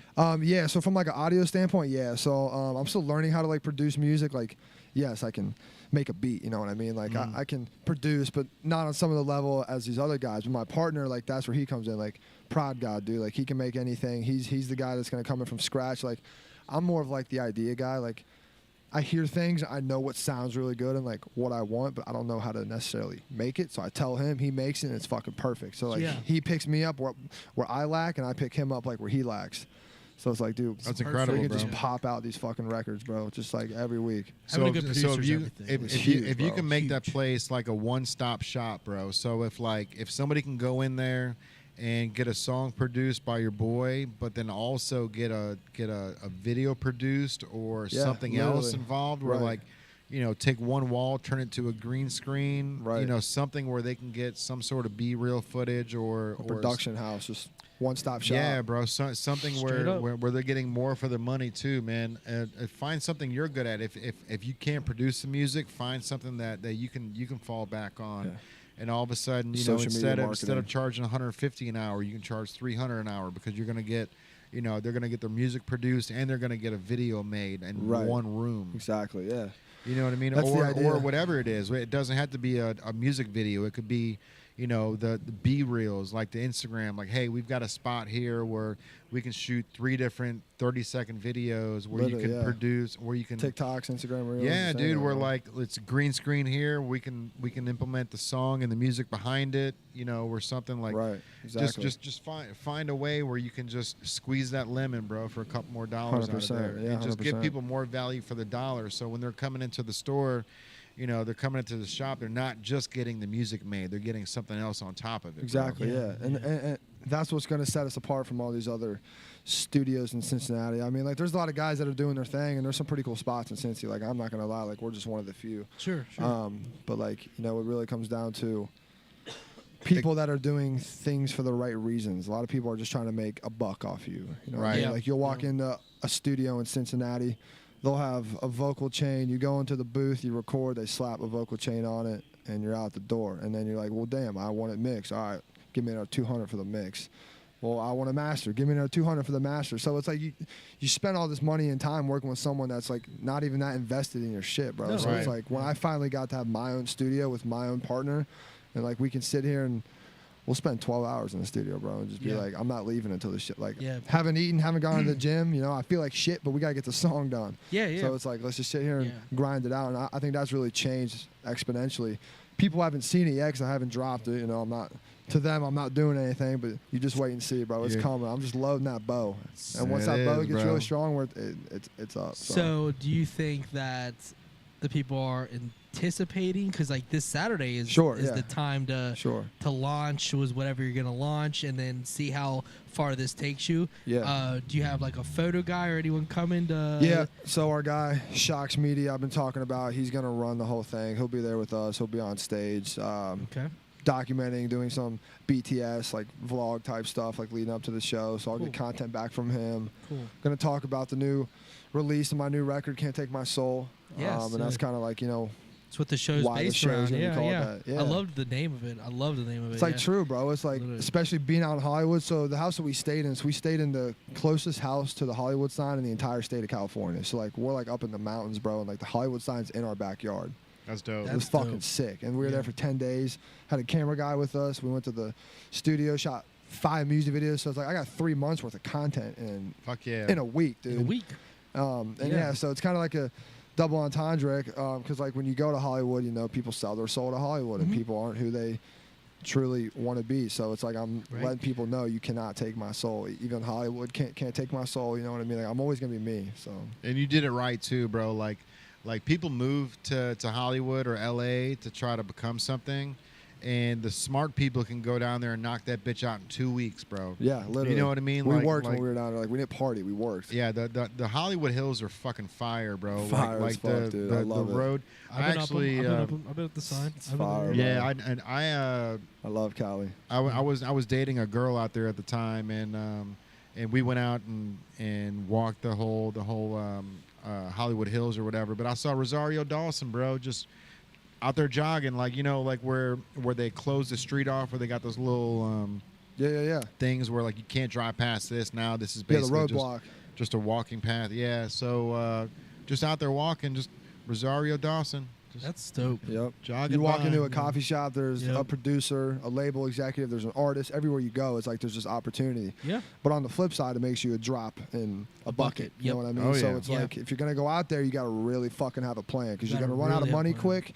and you're just gonna be 1 in 3 million trying to do the exact same thing. Literally. So it's like the opportunity's there, but the competition is also 10x it is in Cincinnati. So it's like trying to figure out what's best. For sure. Which you have to, when you're trying to separate yourself. That's why with you being from this area, it automatically it's a separator. It helps, right? It's a separator, yeah. And we're really close to Nashville. So Nashville's a big. That's another spot. Exactly. Yeah. And a lot of artists and a lot of the industry is moving to Nashville and already moved to Nashville and established in Nashville. So always remember you're not far from that level. Another huge music city. Exactly. Like you don't have to fly out to LA and like be in front of the sign to get that notoriety. Right. That place is built for that. It's built for you to go there and shoot your shot on a real footage. Mm-hmm. While you're out there, everything is documented. Yeah, document 100%. everything. It's always been like that. Like we used. I almost moved out there. We had this band. Like we talked about music earlier. I was in a metal band, and we used to drop our CDs in cars. That was my tactic at the end of Warped Tours, and at the end of every concert show I ever went to, I would just walk outside the venue and drop CDs or put them on their dashboard or That's fire. I used to do that so often. I used to handwrite every CD. I did that whole thing. It was a grind back. I mean, it wasn't really grind.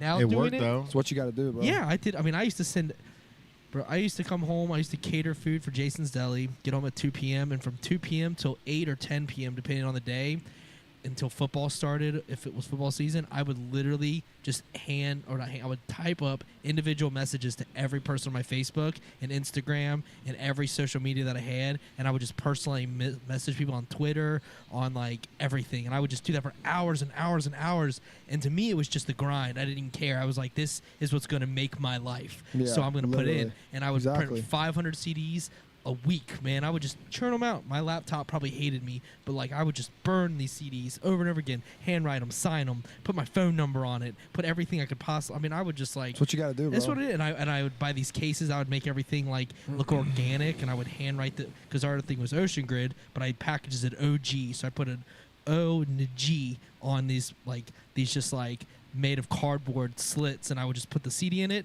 and I would just like put the whole thing over it and put it. Yeah. I would just.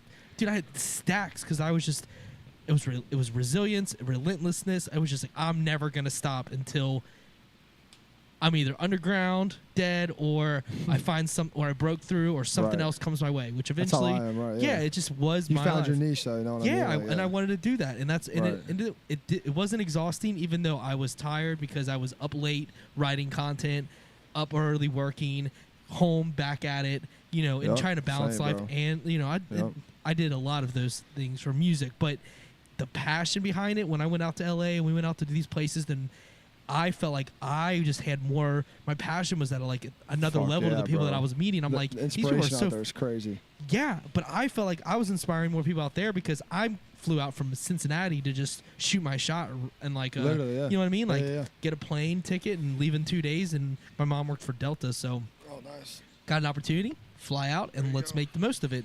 And we go out to find a local Starbucks, sitting there, write on this bunch of CDs, and go to the beach and hand them out on like Muscle Beach, and like, and then we leave there and we go to another beach and we hand them out everywhere there. Then we find every record label we could, and we just go. I get a rental car. Always get a rental car. You're not old enough to rent one yet. We got one. Good, because you got to have a rental car. The guy with us was older. Yeah, because you got to be able to go on your own. Like, taking Uber is not... Fuck the traffic in LA, exactly. Too. God. Go side roads, find places, find the small little labels, find people that are like the number 2 in the company, find those people. Those people will listen the most, rather than the person who owns it. And then, like, just go to these certain individuals and shoot your shot as many times as possible, and one guy will say yes. We found one guy that said yes, but... turns out they wanted more out of us. We were not on their level. They were too big of a label. But either way, we got a meeting. You were doing the groundwork right, bro. Yeah, you know what I mean? Like, that's the groundwork you have to do. And so many artists do not want to put in the effort to do that groundwork. They think that the music is enough alone. Just having great Yeah. And with some people, in some rare cases, luck plays a part. Sure, Yeah. you know, you can't just put out a great song and it's gonna pop. But 99% of the time, that's not the case. Not everyone's Post Malone. Right, Dude, Post like, Malone woke up famous, bro. Those are once in a lifetime guys. Like, drops out of college, moves to LA, sleeps on his buddy's couch. White Iverson is born somehow a week later. Like, yeah. That shit's gonna happen, but you can't chase that. Like, I'm not trying to Yeah. be Drake. Like, I know that. Like, I'm not Drake. You know what I mean? Yeah. But I can still have a career. That dude rented that that Rolls Royce for the White Iverson. Yeah, he yeah. literally rented it. Yeah, I It mean, looked crazy out in the I Cali mean, desert. you could probably rent that for like. He's probably a Joshua Tree when he shot that. Yeah, I mean, and I'm sure they didn't show the footage back to the people they rented the car from because he's out there whipping it in the fucking sands. But hey, you got to make it till you fake it, right? Like that's one of those things where like no one knew what White Iverson was. No one knew that song, and then all of a sudden he's on tour with fucking Justin Bieber, bro. Like, you know what I mean? Like I saw Bieber here in town, and had no clue that Post Malone was opening for Justin. I don't know if they just didn't advertise it or if I didn't know who Post Malone was at the time. Yeah. But when White Iverson came on, like it was like, holy shit, bro! Like we're getting 2 for 1 here. Yeah. You know what I mean? Like but it was like, you know, make it till you fake it, bro. Like I would like to know how much that White Iverson music video did cost because you know it was just he either used every dollar he had to his name or he took out a fucking loan. I mean, I don't even think it was that expensive, bro. I think he was just smart with it. I think he probably rented the Rolls Royce off of Toro or one of those websites where you can rent nice cars for a day. $1,000 or something for the day. $500 to $1,000, bro. And you can rent it for one day. So he's like, all right, let me just take this out in the desert, whip it around a couple times with a drone. Dude, I remember hearing that shit. Everyone was like, what the fuck is this sick ass sound? Dude, incredible. Like, no one's ever heard anything like this. And he hasn't stopped since, bro. He hasn't stopped since. He's only elevated. Like, he's never been irrelevant. He's definitely got a formula. Now you can definitely hear the similarities on everything he does. I mean, he's got a team of 300 people behind him now that are like 24/7 Post Malone. Here's what you're gonna do. Yeah. So. You know who I really am always impressed by is Lil Dicky. Oh yeah. So Lil Dicky, he's super famous now. Such a hard artist to probably deal with too. Save that money though. That whole thing, just because he borrows the car and shit. That is just genius. That's a PR scheme, bro. Straight PR play right there, dude. Like he knew what he was doing with that. That was before his TV show too. So if you see in the credits of the music video, he even says like, "Hey, we're doing a little documentary too. So this might be on the documentary." Like, little do they know that it ended up being this huge TV show on Hulu, bro. Like, marketing genius. Yeah, man. Again, a guy, is the music the best in the world? No. But is he relatable? Do you like him? He's comedic. You know, he's smart with the way he markets. He flows. Oh, he's definitely a good ass rapper. Yeah, he can. I mean, he can back it up, and he's marketing, and he's smart. And he's funny. And he's a comedian. He's like a comedian rapper. You know what I mean? Like, he found a target audience and he hammered that. He did. Yeah. So that's what people got to do, bro.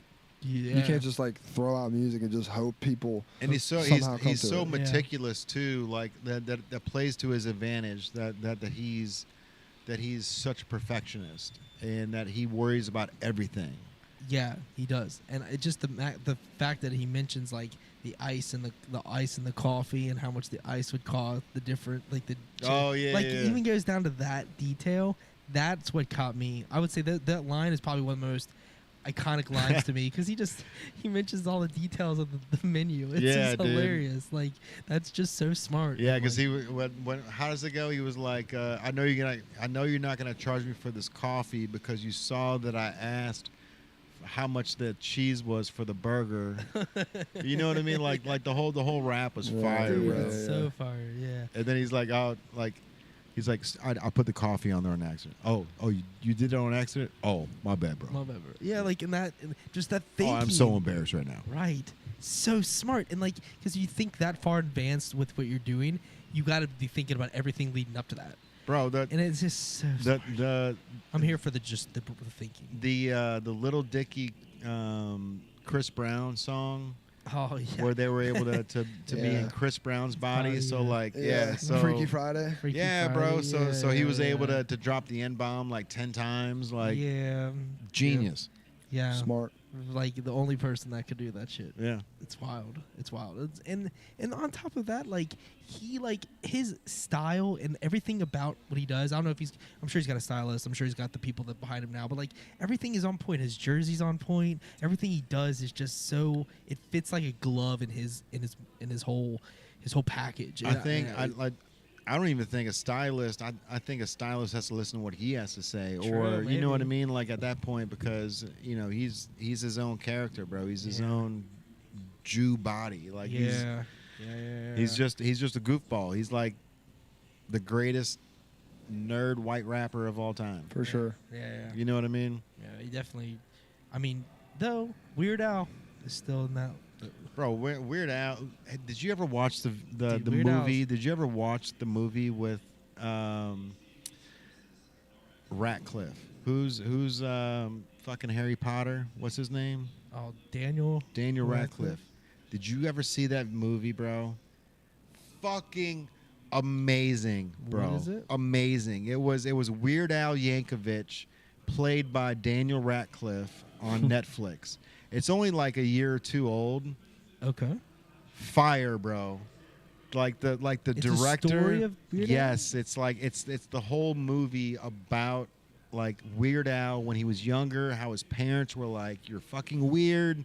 Stop doing this shit." But Weird Al was just Weird Al. But like the way the movie was produced and directed, it's over the top, bro. It's over the top where it's like, What's it called? I think it's just called Weird Al, maybe. Oh, that's fire. But yeah, I'll find it out. Did you real ever quick. listen to Weird Al? Are you too young? A little young? bit. Too Yeah, young? probably. He was a Yeah. little pre my time. That's but, I mean, fair. I definitely know who he is. Yeah. Yeah, I remember when I was like little. I'm like younger. We were like days of dial-up internet, which you probably didn't get to experience any of Negative. that. But It's called Weird. you're lucky. That was not a good time, Yeah, especially not for negative. making music because you couldn't be on the phone Right. and the internet at the same time. That you had to get off so mom could make a phone call and then you could get back onto the. Yeah. Computer. Nope. It- Not me. Yeah. It came out in 2022. It's called Weird.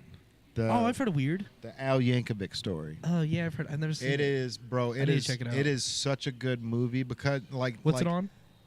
Netflix. Netflix. Cool. I'll check it out.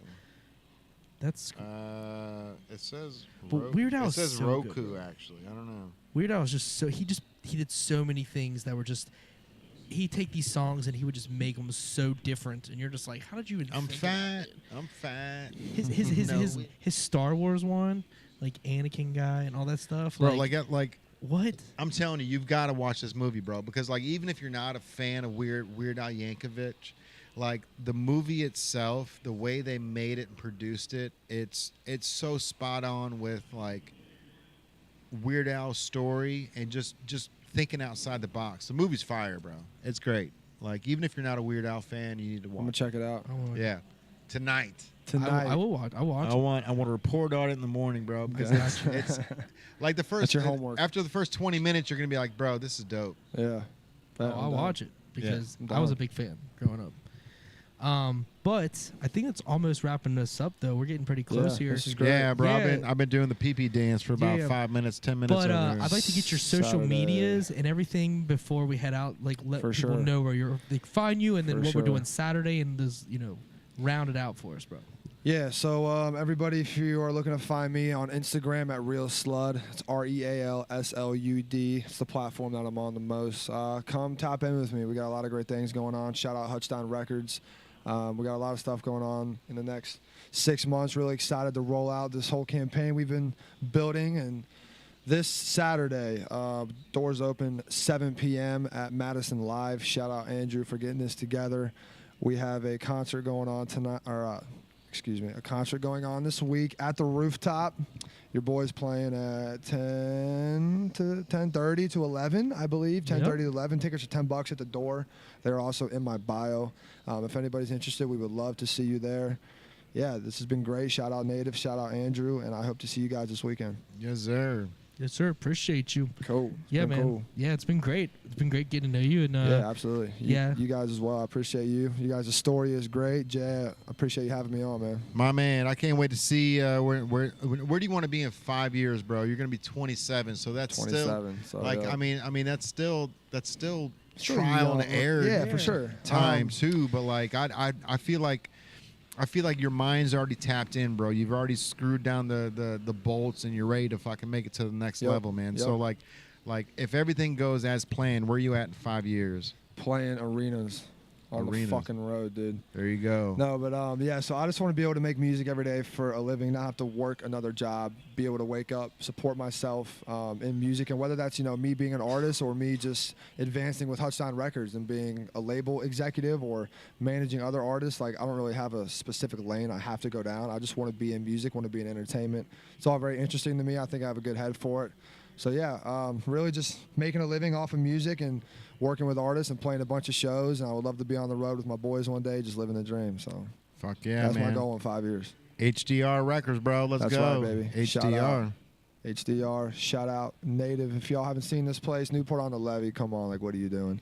Hardest closed in Cincinnati, come check them out. Yes, sir. You see the Robin shirt, you know how it is. Yeah, peep the Robin shirt. Yeah, you see shout all out the Mad Scientist. You see all the swag we got. That's you know, right, baby. You know what's happening. All right, man. This is gonna wrap up another episode of the PowWow. SLUD, I appreciate you, bro. I can't wait to see where you are in 5 years. Thank you, and I'm so thankful that we were the first one to get the podcast because as soon as you're on Drink Champs, I'm gonna be like, we knew that dude. Yeah, dude. I'll be back here with y'all, baby. Yo, come on the road. I'm gonna do whatever it takes to help you get through your goals. I appreciate you, bro. Thank you very much. All right, man. This is gonna wrap up another episode of the PowWow. If you want to be a sponsor or if you want to be on the episode, comment below or DM one of us. Super shout out to Liquid Death, One Heart Medical, and Duffified. We appreciate you for sponsoring. Yes, sir. And we'll see you next week on another episode of the PowWow. Later. All right. It's your boy, the Mad Scientist. We'll see you. We out here. Peace. Later. Bye.